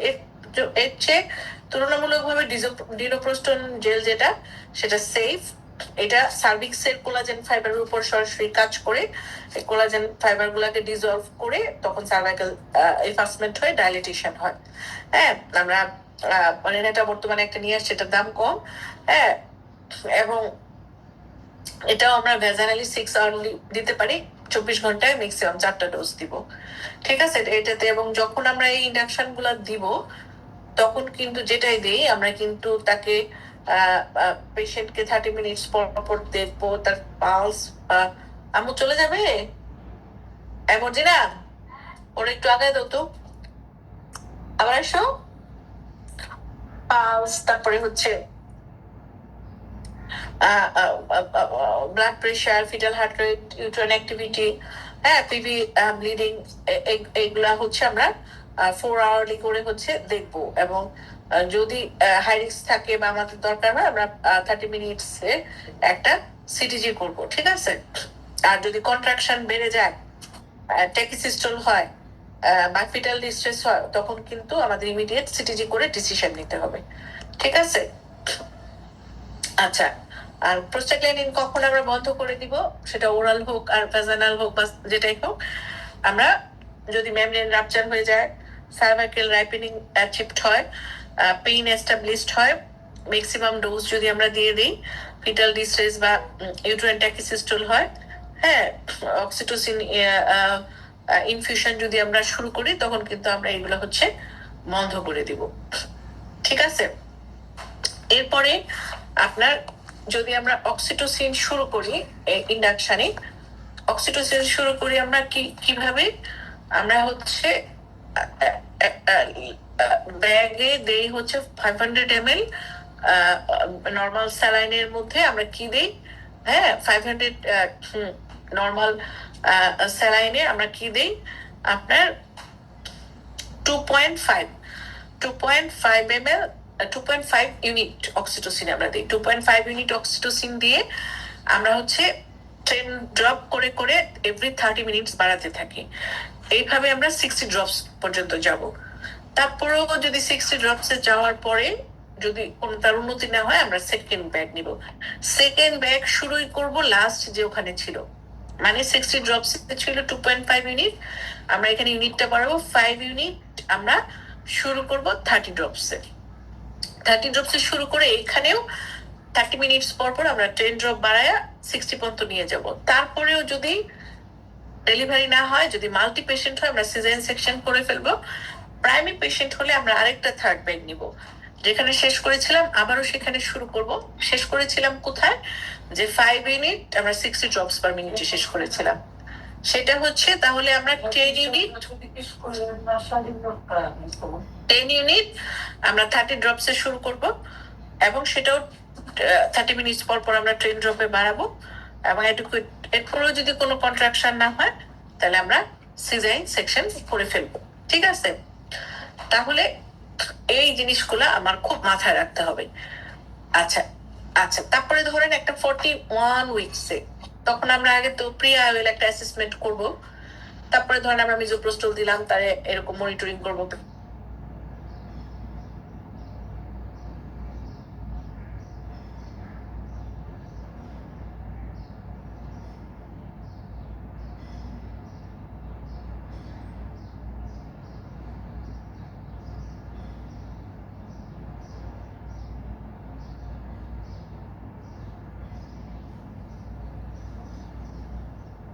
আচ্ছা, তো যেটা বলতেছিলাম যে আমরা হচ্ছে 6 ঘন্টা পরে একটা মডিফাইড বায়োফিজিক্যাল প্রোফাইল করব। যদি হচ্ছে 6 ঘন্টা বা তার বেশি হয়, তখন আমরা এআরএম প্লাস এআরএম করে অক্সিটোসিন দিতেও পারি, না দিতে পারি। মদিনা জিজ্ঞেস করো। আর 6 ঘন্টা মদিনার সাথে কথা বলছি একটু আগে। আর যদি 6 ঘন্টার কম হয়, 6 ঘন্টার কম মানে 6-এর কম হচ্ছে মডিফাইড বিশপ স্কোর হয়, তখন আমরা হচ্ছে রিভিউ করবো সিনিয়র অবস্টেটিশিয়ান দিয়ে মিজোপ্রোস্টলের হচ্ছে সেকেন্ড ডোজ দিব।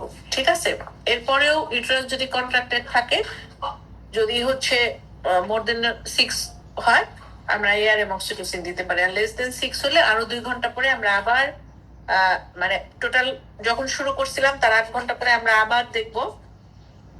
6 ঘন্টা 6-এর বেশি হলে আমরা এআরএম করে দিব, আর 6-এর কম হলে আমরা আবার পোস্টাগ্ল্যান্ডিন মিজোপ্রোস্টলের থার্ড ডোজ দিব। ঠিক আছে, এটা হচ্ছে আমাদেরকে মাথায় রাখতে হবে। এরপরেও যদি না হয়, তাহলে আমরা ডেলিভারি করে ফেলবো, সিজারিয়ান সেকশন করে ফেলবো, সরি। এরপরে আরেকটা খুব ইম্পর্টেন্ট, সেটা হচ্ছে ফলিস ক্যাথেটার মেকানিক্যাল। আমরা প্রায় সময় দেই ফলিস ক্যাথেটার, প্রি রিকুইজিট গুলা দিব। 30 to 50 ml আমরা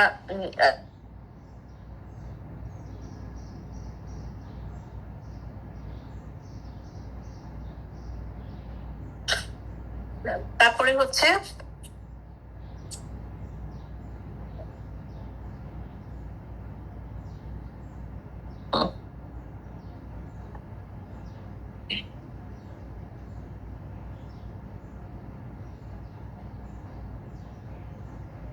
শান্তি আর পেলাম না।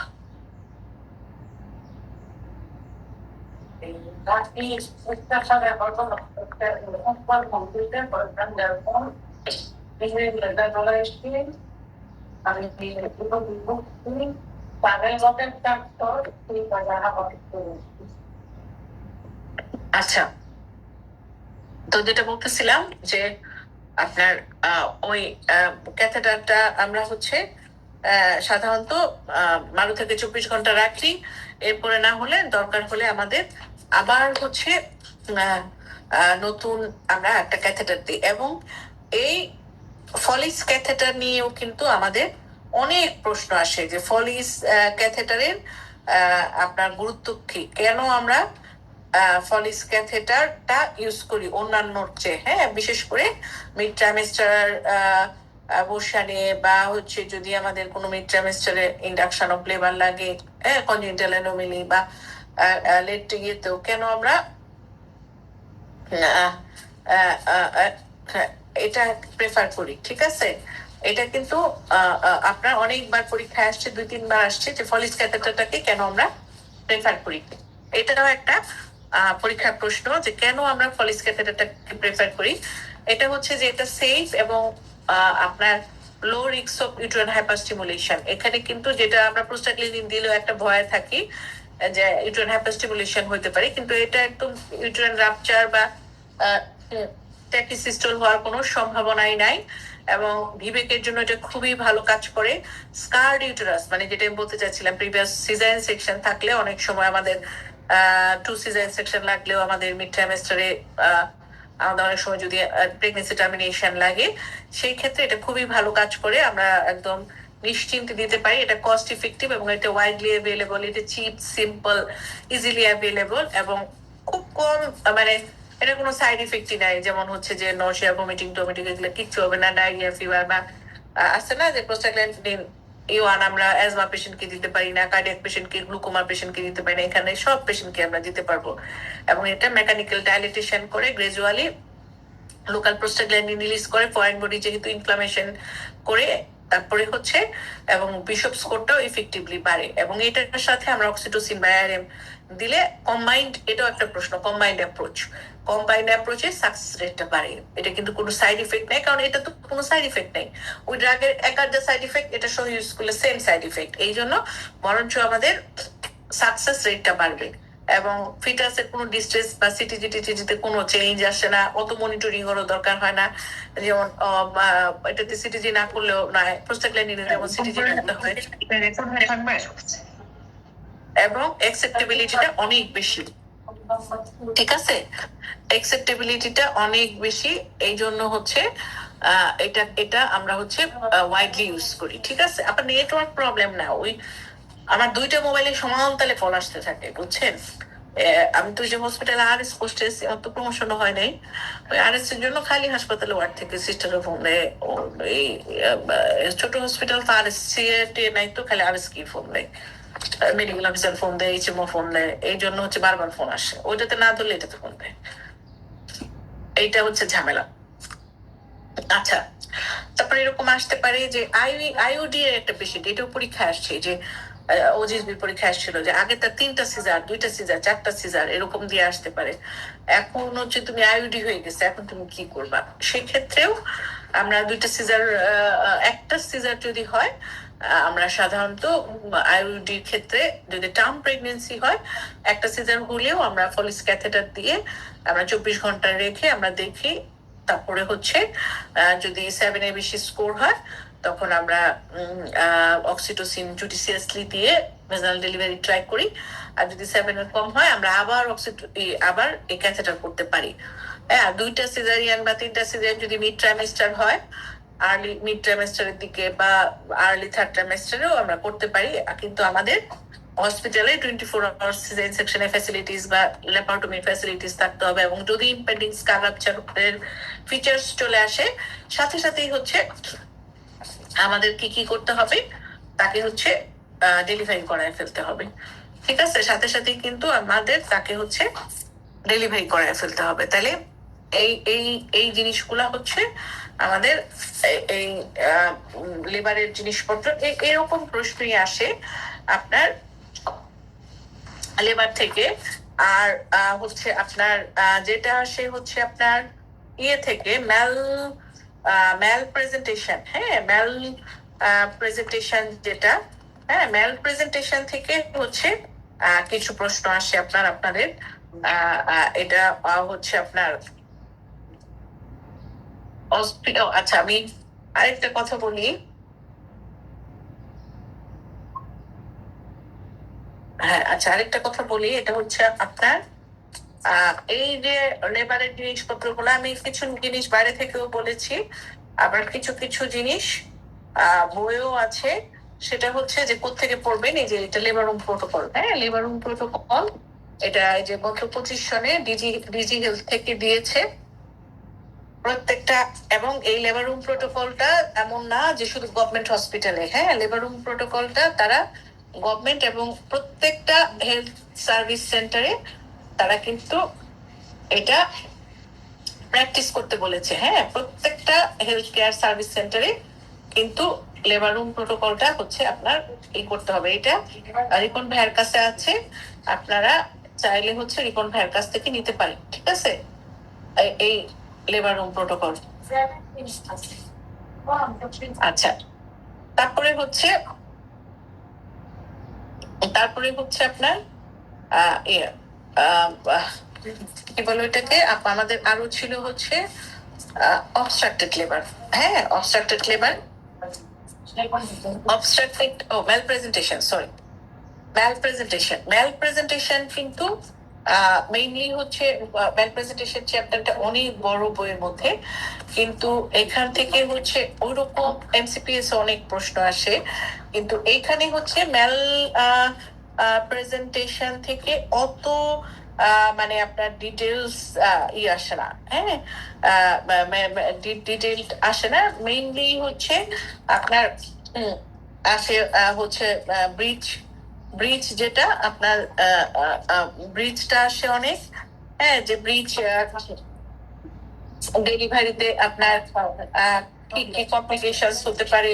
হ্যাঁ, ব্রিজ ডেলিভারিতে কি কি কমপ্লিকেশনস হতে পারে, এটা ম্যাডামদের খুবই খুবই একটা প্রিয় প্রশ্ন, যে আপনার ব্রিজ ডেলিভারিতে মায়ের কি কি কমপ্লিকেশনস হতে পারে, বাচ্চার কি কি কমপ্লিকেশনস হতে পারে, এগুলো তো আমরা জানি।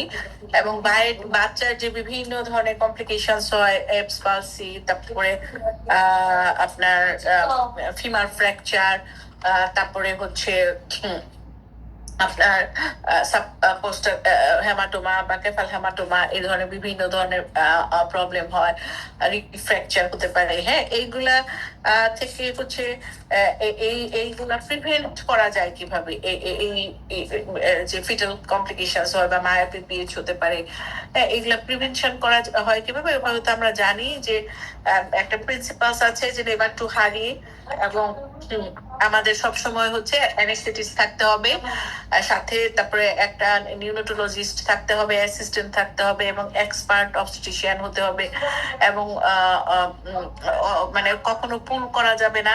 হ্যাঁ, এই জিনিসটা মাথায় রাখতে হবে। কন্ট্রাকশনের সময় আমরা পুশ করব, তারপরে হচ্ছে ইনস্ট্রুমেন্ট এবং ইপিসিওটমি সবকিছু রেডি রাখতে হবে। হ্যাঁ, পুশ করতে হবে উপর থেকে, কখনো নিচ থেকে পুল করা যাবে না। Back should be always anterior. হ্যাঁ, এবং আমরা অ্যাসিস্টেড ব্রিজ ডেলিভারি করব, যে লোয়ার লিম্ব গুলা আমরা ফ্লিপিং ম্যানোভারে বাইক করব লিম্ব গুলা। তারপরে কন্ট্রাকশনের সময় আমরা ট্রাঙ্ক ডেলিভারি করাবো আম্বিলিকাস পর্যন্ত, ব্যাক অ্যান্টেরিয়র করে পিনাট ম্যানোভারে আমরা হচ্ছে যদি ট্রাঙ্ক অ্যারেস্ট হয় সেটা ডেলিভারি করাবো, শোল্ডার ডেলিভারি করাবো লোকসেট ম্যানোভারে। হ্যাঁ, আর হেড আফটার কামিং হেড একটা ডেলিভারি করাবো হচ্ছে আমাদের তিনটে অপশনসের যে কোনো একটা, যেমন হচ্ছে ম্যালার ফ্র্যাকশন, শোল্ডার ট্রাকশন, তারপরে মানমার্শাল মেথড, অথবা হচ্ছে ফোরসেপস ডেলিভারি। কিন্তু লিভার লিপিওটমি দিতে হবে এবং এক্সপার্ট অবস্টেট্রিশিয়ান থাকতে হবে, এটা হচ্ছে মাথায় রাখতে হবে। তাহলেই কিন্তু আমরা এই ইনজুরি গুলা হচ্ছে কমাতে পারি। এটা খুব খুব খুব ইম্পর্টেন্ট, ঠিক আছে? তারপরে হচ্ছে আরেকটা খুব প্রশ্ন আসে, যে আপনার আপনার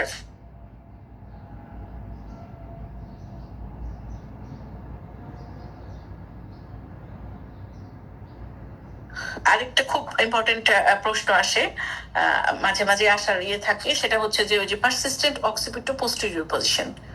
হ্যাঁ, পারসিস্টেন্ট অক্সিপিটো পোস্টেরিয়র পজিশন, সেটা হচ্ছে প্রলং লেবারে আসে।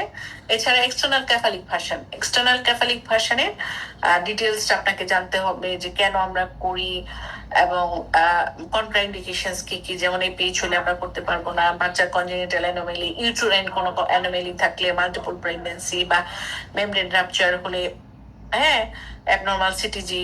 এই সিমিন, তোর বাবাকে একটা ফোন দাও, ঘুমায় যাবে পরে, এখনই দাও। কন্ট্রাক্টেড পেলভিস, হ্যাঁ, এগুলাতে আমরা বা ব্রিচ উইথ এক্সটেন্ডেড লেগ, এটাও কিন্তু আমরা করবো না।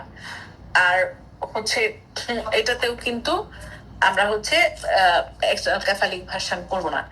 এই জিনিসগুলা আমাদেরকে হচ্ছে মাথায় রাখতে হবে, হ্যাঁ। এবং হচ্ছে ব্রিচে কখন আমরা সিজাইন সেকশন করি, এইগুলাও কিন্তু পরীক্ষার প্রশ্ন, ঠিক আছে। এবং অ্যাবসলিউট ইন্ডিকেশন কি ব্রিচে, রিলেটিভ ইন্ডিকেশন কি ব্রিচে, হ্যাঁ, এই জিনিসগুলো আমাদের পরীক্ষায় আসে। তারপরে হচ্ছে যে প্রলং হচ্ছে আপনার সেকেন্ড স্টেজ, হ্যাঁ, প্রলং সেকেন্ড স্টেজ। আচ্ছা, প্রলং যেটা বলতেছিলাম যে পারসিস্টেন্ট অক্সিপিটো পোস্টেরিয়র পজিশন, হ্যাঁ, পারসিস্টেন্ট অক্সিপিটো পোস্টেরিয়র পজিশন কিভাবে আমরা অ্যাবডোমিনালি বুঝবো, হ্যাঁ, কিভাবে হচ্ছে আমরা ভ্যাজানালি বুঝবো, এটাও কিন্তু বলতে হবে, হ্যাঁ। এটাও পরীক্ষায় প্রশ্ন আসে যে অ্যাবডোমিনাল এক্সামিনেশনে আমরা ইন্সপেকশন যখন করি অ্যাবডোমেনটা ফ্ল্যাট পাই বিলো দ্য আম্বিলিকাসে, এবং আম্বিলিকাল গ্রিপে মিড লাইনের কাছাকাছি হচ্ছে লিম্ব গুলা থাকে, ফিটাল ব্যাকটা হচ্ছে অ্যাওয়ে ফ্রম দ্য মিড লাইনে থাকে, অ্যান্টেরিয়র শোল্ডারটা ফার ফ্রম দ্য মিড লাইনে থাকে, এবং পেলভিক গ্রিপটাতে আমরা হেড এঙ্গেজ পাই না, সিনসিটিভ পুট আমরা পাই না, ঠিক আছে। তারপরে অসকালটেশন করে আমরা অনেক সময় হচ্ছে ফিটাল হার্ট সাউন্ডটা মিড লাইনে পাই, হ্যাঁ। এবং আর্লি লেবারে খুব ইম্পর্টেন্ট, এই লেবারের সাইন গুলা পরীক্ষায় আসে যে ভেজানাল ফাইন্ডিংস কি পাবো পারসিস্টেন্ট অক্সিপিটো পোস্টেরিয়র পজিশনে। তাহলে এখানে কি পাই আমরা, এলongated ব্যাগ অফ মেমব্রেন থাকে, তারপরে আমরা স্যাজেটাল সুচারটা হচ্ছে অবলিক ডায়ামিটারটাকে ধরে রাখে, এবং আমরা স্যাক্রোইলিয়াক জয়েন্টে পোস্টিরিয়র ফ্রন্টালিটা পাই। এবং এখানে আরেকটা খুব ইম্পর্টেন্ট, আমরা হচ্ছে পিনা, আনফোল্ড পিনা পাই, ঠিক আছে। তাহলে এইগুলোও কিন্তু পরীক্ষায় আসতে পারে। তারপরে হচ্ছে যে এটা আউটকাম কি হয়, হ্যাঁ, যে জানি আমরা যে মানে ফেভারেবল কন্ডিশনে 90% ক্ষেত্রেই কিন্তু আপনার কি হয়, লং অ্যান্টেরিয়র রোটেশন হয়ে ডেলিভারি হয়ে যায়, আর 10% ক্ষেত্রে তিনটা হচ্ছে আমরা ফেইট জানি, ঠিক আছে। যে যে জায়গায় বসে থাকে ওখানে অ্যারেস্ট হয়ে থাকে, একটু সামনে আসে ফেস টু পিউবিস ডেলিভারি, আর একটু পিছিয়ে যায় ওখানে গিয়েও আমাদের অবস্ট্রাকশন হয়। এই রকম হচ্ছে যে আমাদের অনেক সময় ফরসেপস ডেলিভারি করতে হয়, না হলে সিজারিয়ান সেকশন করতে হয়। এই পারসিস্টেন্ট অক্সিপিটো পোস্টেরিয়র পজিশন এটা হচ্ছে ইম্পর্টেন্ট, ঠিক আছে। তাইলে এইটা আমাদের মাথায় রাখতে হবে। আর প্রশ্ন খারাপ হলে আসতে পারে যে ট্রান্সভার্স লাই, হ্যাঁ, ট্রান্সভার্স লাইয়ে সিজারিয়ান সেকশনে কি কি ডিফিকাল্টিস হতে পারে, হ্যাঁ, যে আপনি হচ্ছে ট্রান্সভার্স লাইয়ে সিজারিয়ান সেকশনে কি কি ডিফিকাল্টিস দেখবেন, এবং হচ্ছে সেইগুলা হচ্ছে আমরা কিভাবে হচ্ছে আমরা একটা মেসেজ আসছে একটু লিখতে হবে। তাহলে সিজারিয়ান সেকশনে কি কি প্রবলেম হবে আপনার ইয়েতে ট্রান্সভার্স লাইন তো একটাই হচ্ছে মোড অফ ডেলিভারি, হ্যাঁ, সেটা হচ্ছে কি সিজারিয়ান সেকশন। তাহলে ট্রান্সভার্স লাইও কিন্তু সিজারিয়ান সেকশনে আমরা কিছু কিছু ডিফিকাল্টিস পাই, ঠিক আছে। এখন কি কি ডিফিকাল্টিস পাইতে পারি, এটা হচ্ছে যে আমরা বেবিটা ডেলিভারি করতে পারি না, কারণ এটা এমন হয় যে ইউটেরাসটা আমরা স্প্লিট করে যখন ওপেন করি তখনই কর্ড বের হয়ে যায়, এবং আমরা ব্যাকটা পাই। আমরা তো নর্মালি লিম্বটা আইডেন্টিফাই করে লোয়ার লিম্ব কিভাবে বুঝি, গ্রেড টো দিয়ে, হ্যাঁ, গ্রেড টোটা ভালো করে নড়তে থাকে, এবং হিলটা দেখে আমরা বুঝি যে এটা হচ্ছে লোয়ার লিম্ব। কিন্তু এখানে যেটা প্রবলেম হয়, একদম পোস্টেরিয়র দিকে থাকলে, একদম তার ফান্ডাসের দিকে গিয়ে পেছন দিকে আপনার লিম্ব থাকে লোয়ার লিম্ব, তখন আমরা সেটা আইডেন্টিফাই করতে পারি না, ওই পর্যন্ত যাইতেও পারি না, এবং ঢুকাইতে হয় করতে হয়, তখন ট্রমা বেড়ে যায়। এবং আরেকটা হচ্ছে এত ওই পেছনে গিয়ে হাত দিয়ে আনতে গিয়ে যেটা হয়, বাচ্চার লিম্ব ফ্র্যাকচার হওয়ার সম্ভাবনা থাকে। আমার একটা বাচ্চার ফিমার ফ্র্যাকচার হয়েছিল, এবং তারপর তো এটা নিয়ে আমার অনেক কাহিনী হয়েছে, রোগীর লোক অনেক ঝামেলা করছে, হ্যাঁ। তাইলে এই লিম্ব ফ্র্যাকচার হওয়ার সম্ভাবনা থাকে, ব্রাকিয়াল প্লেক্সাস ইনজুরি হতে পারে, হ্যাঁ। এবং আরেকটা হচ্ছে যে ইম্প্যাক্টেড শোল্ডার, আমি এগুলো ডেলিভারি করলাম, ডিপ ট্রান্সভার্সাইজড হয়ে যায়, আর আমি হচ্ছে শোল্ডারটা ডেলিভারি করতে পারি না। তখন ইন্টারনাল লাপ্রোডাল লিকুয়েশন করতে হয় বা ব্রিজ এক্সট্রাকশন করে আমাদের বের করতে হয়। এবং খুবই যেটা হয়, একদম ইউটেরাস পুরো হাওয়া হয়ে যায়, ইউটেরাস লোয়ার সেগমেন্টটা পোরলি ফর্ম থাকে, এদের ওভার স্ট্রেস থাকে, ইনসিশন এক্সিশন হয় এবং ল্যাটারাল এক্সটেনশন হয়, ভার্টিক্যাল এক্সটেনশন হয়, বড লিগামেন্ট হমাটোমা হয়। এবং এটা রিপেয়ার করার পরেও পরবর্তীতে যেটা হয়, ওভার ডিসটেন্ডেড ইউটেরাস থাকে এবং পিপিএইচ হওয়ার সম্ভাবনা থাকে। ঠিক আছে, ব্লাড লস বেশি হয় এবং ক্লোজ করতেও আমার অনেক সময় লাগে, ঠিক মতো ক্লোজ করা যায় না, এবং পরে এটার জন্য ইনফেকশন হতে পারে, ব্লাডার ইনজুরি হওয়ার সম্ভাবনা থাকে। হ্যাঁ, আর ওই যে কট প্রলাপস কখনই বের হয়ে যায়, তখনই হচ্ছে তার এটা থেকে ফিটাল হাইপোক্সিয়া হয়ে যেতে পারে যদি আমি ঠিক মতো বের করতে না পারি।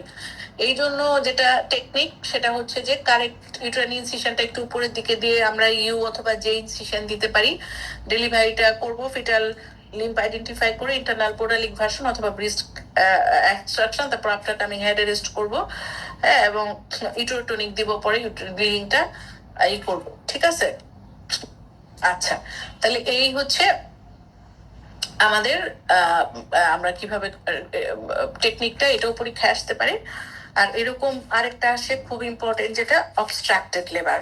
তাহলে আপনার ট্রান্সভার্স লাইন এইরকম মানে ক্লিনিক্যাল ওরিয়েন্টেড কোশ্চেন্স গুলাই কিন্তু এখন বেশি আসে আমাদের। এই জন্য আপনাদের এগুলো খুব ভালো করে হচ্ছে ই করতে হবে,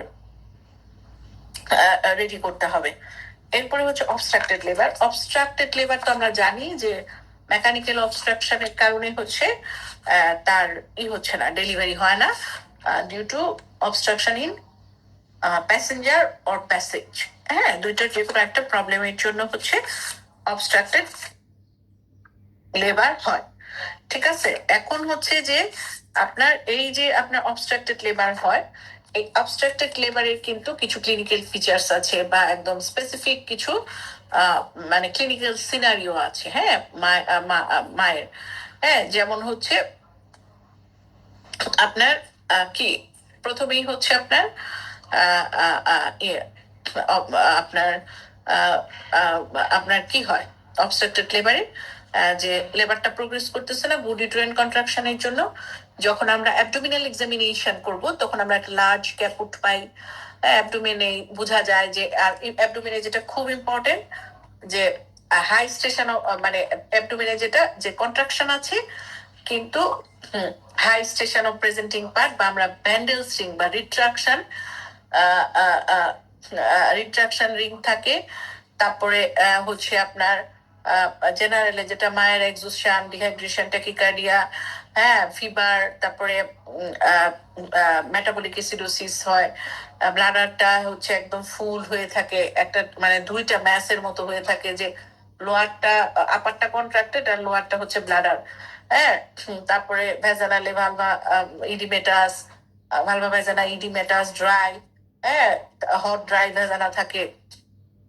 সার্ভাইক্স এর মধ্যে হচ্ছে সার্ভাইকেল ইডিমা থাকে, হাইপারট্রফি হয়ে থাকে, অনেক সময় এভালশন থাকে, প্রেজেন্টিং পার্ট জাম্পড হয়ে থাকে পেলভিসে, হ্যাঁ, মিউকোনিয়াম স্টেরিলাইকোড থাকে। ইউরেথ্রাও হচ্ছে ইডিমেটাস, আল্লাহ, ইডিমেটাস হয়ে থাকে এবং অনেক সময় ক্যাথেটার করা যায় না। আর ক্যাথেটার করলে আমরা হেমাচুরিয়া পাই। হেমাচুরিয়া কেন পাই? কারণ হচ্ছে এখানে আপনার এই যে ইউরেথ্রাটাও কম্প্রেসড হয়ে থাকে, ব্লাডারও, পেলভিক বোন আর হচ্ছে হেডের মাঝখানে, তখন হচ্ছে এখানে কিছু কিছু মাইনর ভেসেল স্ট্রাকচার হয়ে যায়, তখন আমরা হেমাচুরিয়া পেতে পারি হাইপারিমিয়ার জন্য। তারপরে হচ্ছে যে অনেক সময় আমরা ক্যাথেটার করতেই পারি না, তখন কি করতে হয় আমাদের প্রেজেন্টিং পার্টটা পেছনের দিকে ধাক্কা দিয়ে তারপর ক্যাথেটার করতে হয়। তারপরও প্রেজেন্টিং পার্ট একদম ইম্প্যাক্টেড, করতেই পারছি না অনেক সময়।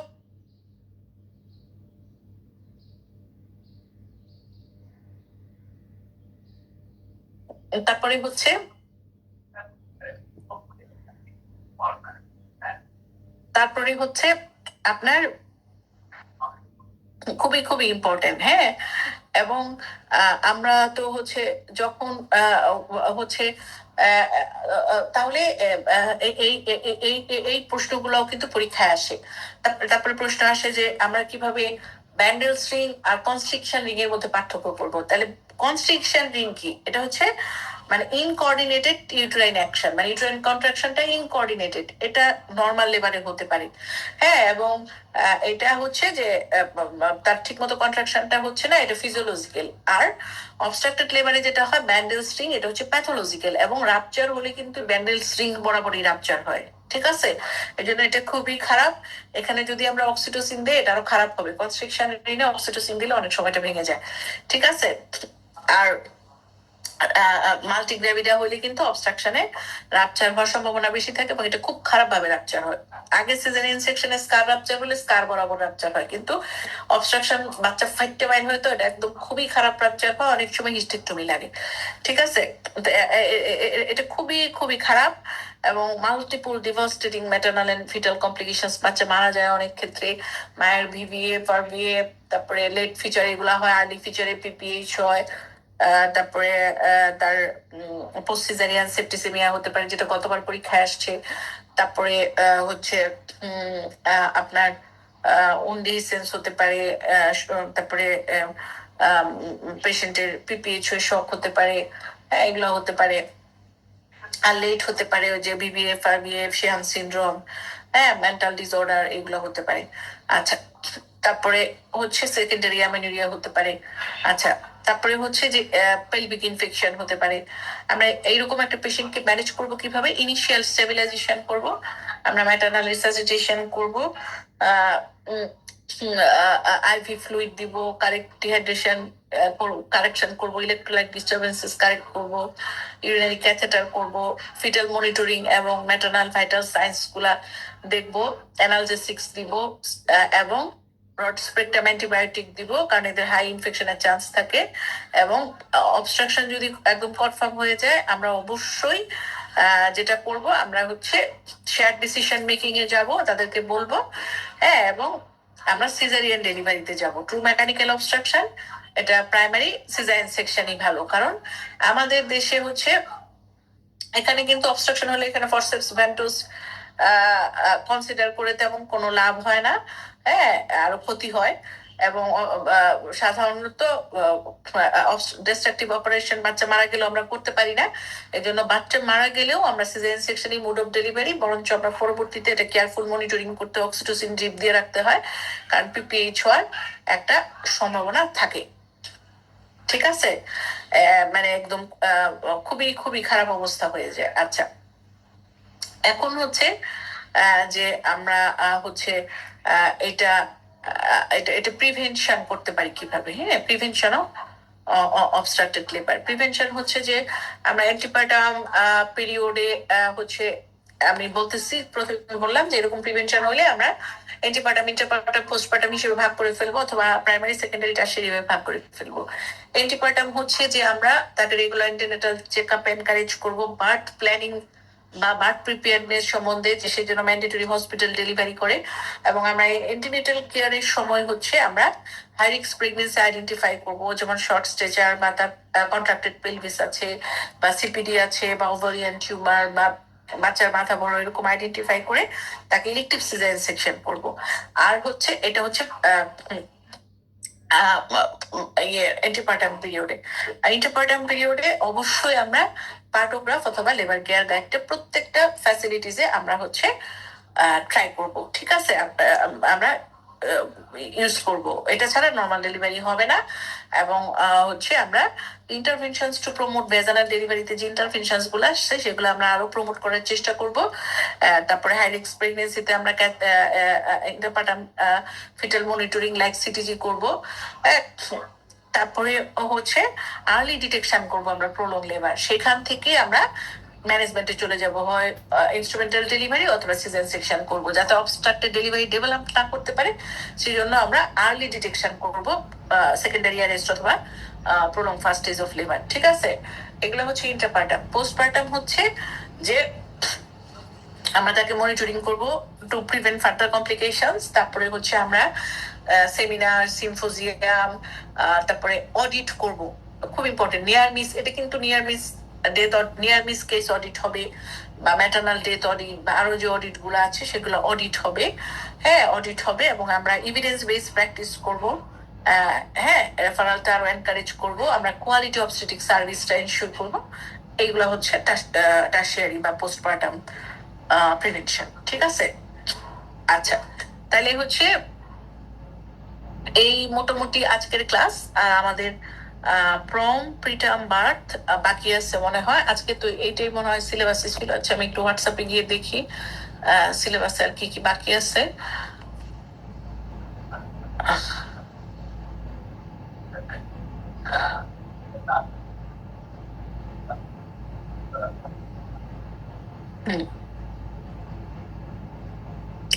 হ্যাঁ, মোটামুটি আমাদের পড়ানো হয়ে গেছে।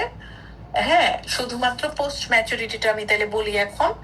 আর বাকিটা প্রিটার্ম বার্থ এর সাথে সার্ভাইকাল ইনকম্পিটেন্সি চলে আসবে। আর হচ্ছে প্রম আমরা ডিটেলস সোমবার আলোচনা করব। হ্যাঁ, কালকে হচ্ছে আমার আরেকটা ব্যাচের সাথে ক্লাস আছে, ওই যে অসপিআই ব্যাচের প্রথম ক্লাসটা হবে। এই জন্য হচ্ছে কালকে এটা নিব না। আর এই সপ্তাহে তো মনে হয় এমনি আপনাদের পরীক্ষাটা একটু পিছিয়ে যাচ্ছে। এই জন্য হচ্ছে ওইটা হচ্ছে আমি সোমবারে ক্লাস দেব। ঠিক আছে? সোমবারে ক্লাস দেব। ছবিটা চলে গেছে, আমি ওই যে শিডিউলটা দেখতে গেছিলাম এই জন্য। আচ্ছা, তো প্রলং প্রেগনেন্সিতে প্রশ্ন আসে না, আসলেও লেজ হিসেবে মানে 2-3টা প্রবলেমস একসাথে দেয়, যে একটা পেশেন্ট 41 উইকসে আসছে, এখন আমরা কিভাবে ইন্ডাকশন দিব, ইন্ডাকশন অফ লেবারের মেথড কি এইভাবে আসতে পারে। বা 41 উইকসে তার লাইকোরকম আসছে, এখন তুমি কিভাবে ম্যানেজ করবা। বা 41 উইকসে তার মডিফাইড বিশপ স্কোর আসছে 4, এখন তুমি কিভাবে তাকে ম্যানেজ, কি কি কারণ হতে পারে এখন হচ্ছে সে লেবারে যাচ্ছে না, ইন্ডাকশন কিভাবে দিব, লেবার কিভাবে মনিটরিং করব। হ্যাঁ, অসপি ক্লাস কালকে মনে হয় সবার জন্য ওপেন থাকবে। কালকে সবার জন্য ওপেন থাকবে, খুব সম্ভবত এরকম হয়। প্রথম ক্লাস সব বেশি সবার জন্য ওপেন থাকে। আচ্ছা আচ্ছা, তাহলে হচ্ছে হ্যাঁ, মোস্ট ওয়েলকাম আপু। তাহলে তাহলে হচ্ছে বলো নানু ঘুমাইস। তাহলে এই এই জিনিসগুলো হচ্ছে আমরা ই করব, যে একটা পোস্ট ডেটেড প্রেগনেন্সি। হ্যাঁ, পোস্ট ডেটেড প্রেগনেন্সিতে কি কি হতে পারে। প্রথমেই হচ্ছে যে তার অ্যামনিওটিক ফ্লুইডটা কমে যায়, এই জন্য সে একটা লেস ফিটাল মুভমেন্ট পেতে পারে। প্লাসেন্টাল সার্কুলেশন কমে যায়, অনেক সময় কট কম্প্রেশন হয়, আম্বিলিকাল কট কম্প্রেশন হয়। হ্যাঁ, ফিটাল ডিস্ট্রেস হয়, মিউকোডিয়াম স্টেইন লাইকোর হয়।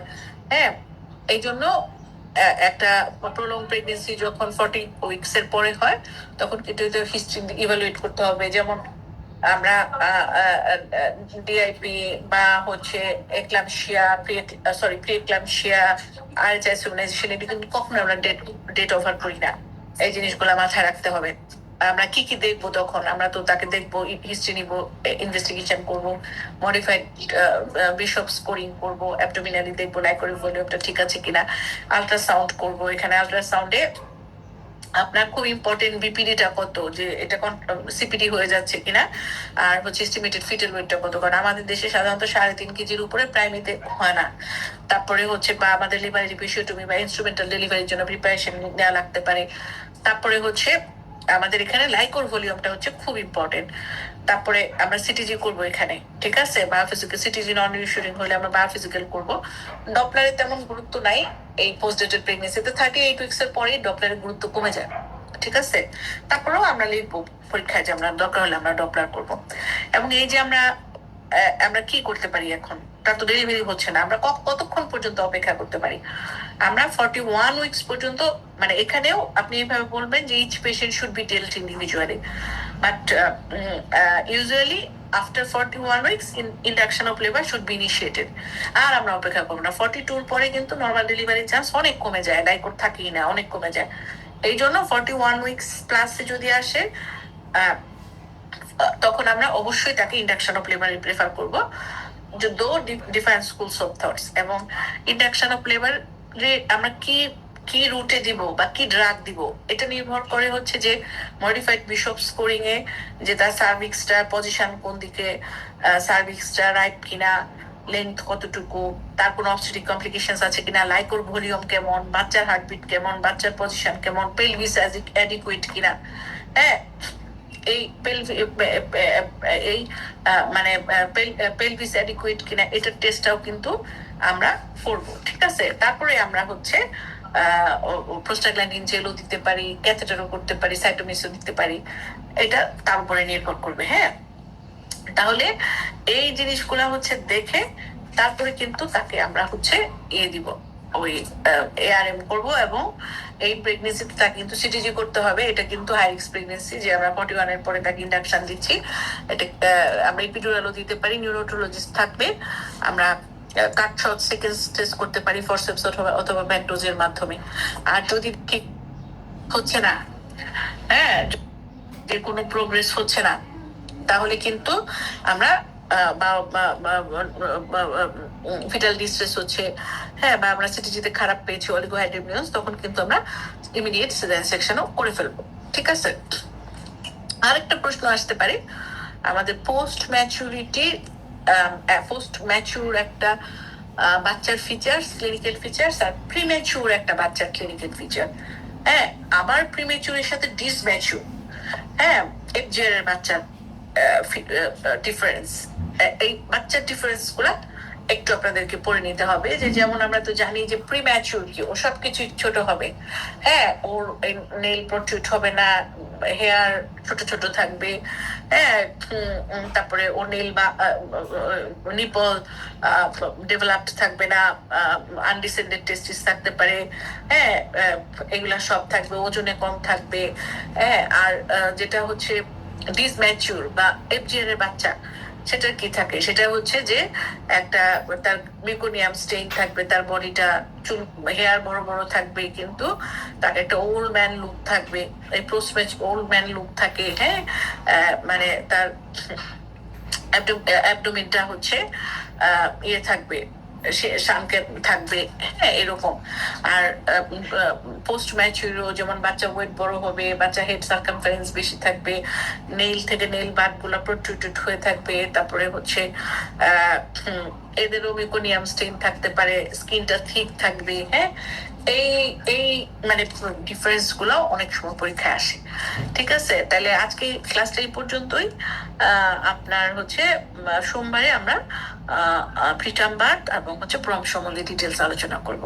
আজকে ক্লাস নিয়ে কারো কোনো কোয়েশ্চেন্স থাকলে করতে পারেন, নাহলে ক্লাসটা আজকে শেষ করে দেবো এখানে।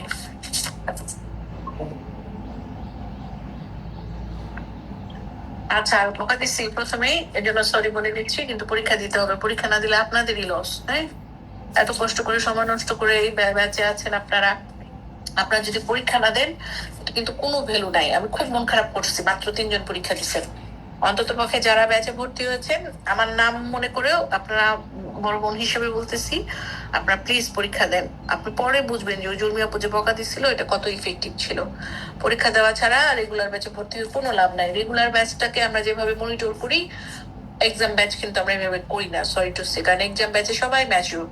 হ্যাঁ, ওখানে যারা আসে এটা রিপন ভাই বলে দিবে, কারণ খুব সম্ভবত বৃহস্পতি শুক্র বন্ধ, বুধ বৃহস্পতি শুক্র সব ধরনের অ্যাক্টিভিটিস সব জায়গায় বন্ধ, শুক্রবার তো রিক্স হয়ে যায়, অথবা শনিবারে বা রবিবারে দিবে, রিপন ভাই বলে দিবে আপনাদেরকে। তো আপনারা তো তাহলে একটা দিন বেশি পাচ্ছেন প্রিপারেশন নেওয়ার জন্য, এবং আমি আশা করবো আপনারা 2টা পরীক্ষায় দিবেন, লাস্ট পরীক্ষাটাও দিবেন, এই পরীক্ষাটাও দিবেন। আপনারা বিশ্বাস করেন যে 5 মিনিটে ওসপি দিচ্ছেন বা এসিকিউ লেখার প্র্যাকটিস করতেছেন, কারণ আমার জানা মতে আপনারা যারা এই ব্যাচে আসছেন তাদের পরীক্ষা দেওয়ার প্র্যাকটিসটা কম। হয়তো অনেকে এমসিপিএস পাস করে গেছেন, কিন্তু এমসিপিএস আর এমসিপিএস রিটেন কিন্তু একরকম না। এমসিপিএস পাস মার্ক 50, হ্যাঁ, যারা ট্রেনিং করে সিআইএম ওইচএম হিসেবে এমনিতেই 50 পাবে রিটেনে, না পড়লেও ওই ক্লিনিক্যাল আইডিয়া থেকে। সুতরাং ওইটার এটা কিন্তু আমি কিন্তু এমসিপিএস কে কোনো মানে ডিনাই করতেছিলাম বা ছোট চোখে দেখতেছিলাম। এমসিপিএস খুবই কঠিন। কোথায়? বোর্ড ভাইবা গিয়ে একদম সবাইকে একদম শোয়ায় দেয়, যেটা টেবিল ভাইবা সবচেয়ে কঠিন। আমার মনে হয় মাঝে মাঝে এফসিপিএস যে কঠিন হচ্ছে এমসিপিএস এর টেবিল ভাইবা, কিন্তু এমসিপিএস এর রিটেনটা হচ্ছে ছোট, মানে ছোট না, মানে একটু সহজ, ইজি, কিন্তু এফসিপিএস অনেক কঠিন। এবার প্রশ্ন অনেক সহজ আসছে, সব জানা প্রশ্ন আসছে, তারপরও অনেক কম মানুষ পাস করছে, একদম ভরাডুবি অবস্থা পাশের, ঠিক আছে।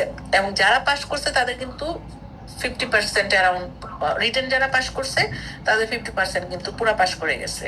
তার মানে কি, যারা রিটেন পাশ করছে তারা সেই অ্যাবিলিটি যে পুরোটা পাশ করার, 50% যেহেতু, কিন্তু 450 জনের মধ্যে মনে হয় 81 না 82 না 83 জন রিটেন পাস করছে।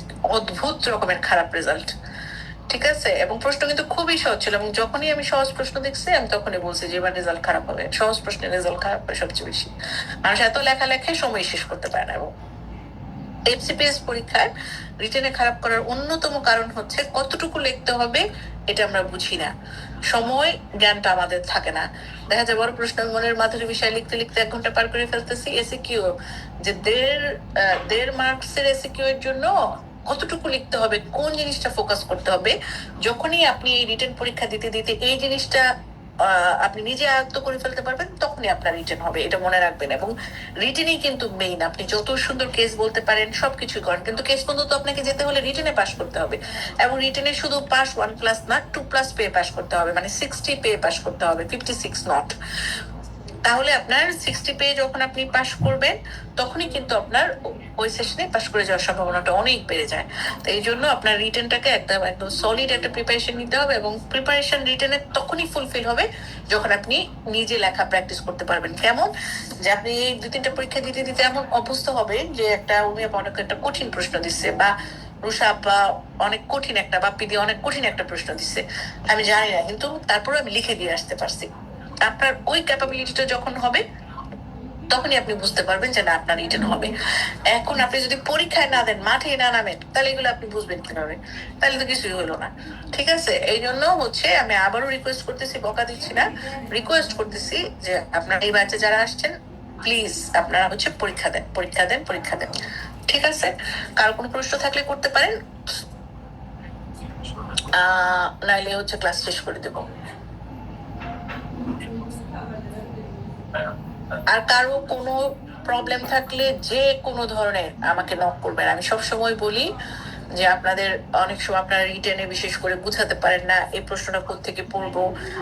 আমার কাছে অনেক নোট করা আছে, ঠিক আছে। আমি আসলে ওই সময়ের জন্য বই বের করতে পারতেছি না, তো এখন অস্পিকে একটা কাজ করতেছি, তারপর হয়তো বা গাইনি কেয়ার কাজ করবো, তারপরে অফস কেয়ার। মানে আমার দিন সারাদিন যে কিভাবে যায়, মানে কান্ট ইমাজিন। আপনারা বললে মানে আমার বাসার মানুষজন খালি জানে আমি এই যে সকালে বের হয়েছি, যে এখনো আমি ঘরে ঢুকতে পারি নাই, আমার বাচ্চা ঘুমাই গেছে অলরেডি, হচ্ছে আমার জীবন, ঠিক আছে। তো আমি এই জন্য বই বের করতে পারতেছি না, কিন্তু আমার অনেক নোট করা আছে। আপনাদের যেটা লাগবে বা আমি করে দিব দরকার হলে, কিন্তু আমাকে বলতে হবে, ঠিক আছে। আর বই বের করবো একটু সময় লাগবে, কারণ আমি সময় দিতে পারি না, ছুটি ছাটার দিনে মিললে আমি কাজগুলো করি, তো ওই জন্য। তো আজকে এই পর্যন্তই। কারো কোনো প্রশ্ন থাকলে করবেন, আর যে কোনো ধরনের হেল্প লাগলে, যে শুধু রিটেন না, আপনারা অসবি পাচ্ছেন না বা অন্য কোনো প্রবলেম কোথেকে পড়বো আমাকে বলবেন, হ্যাঁ।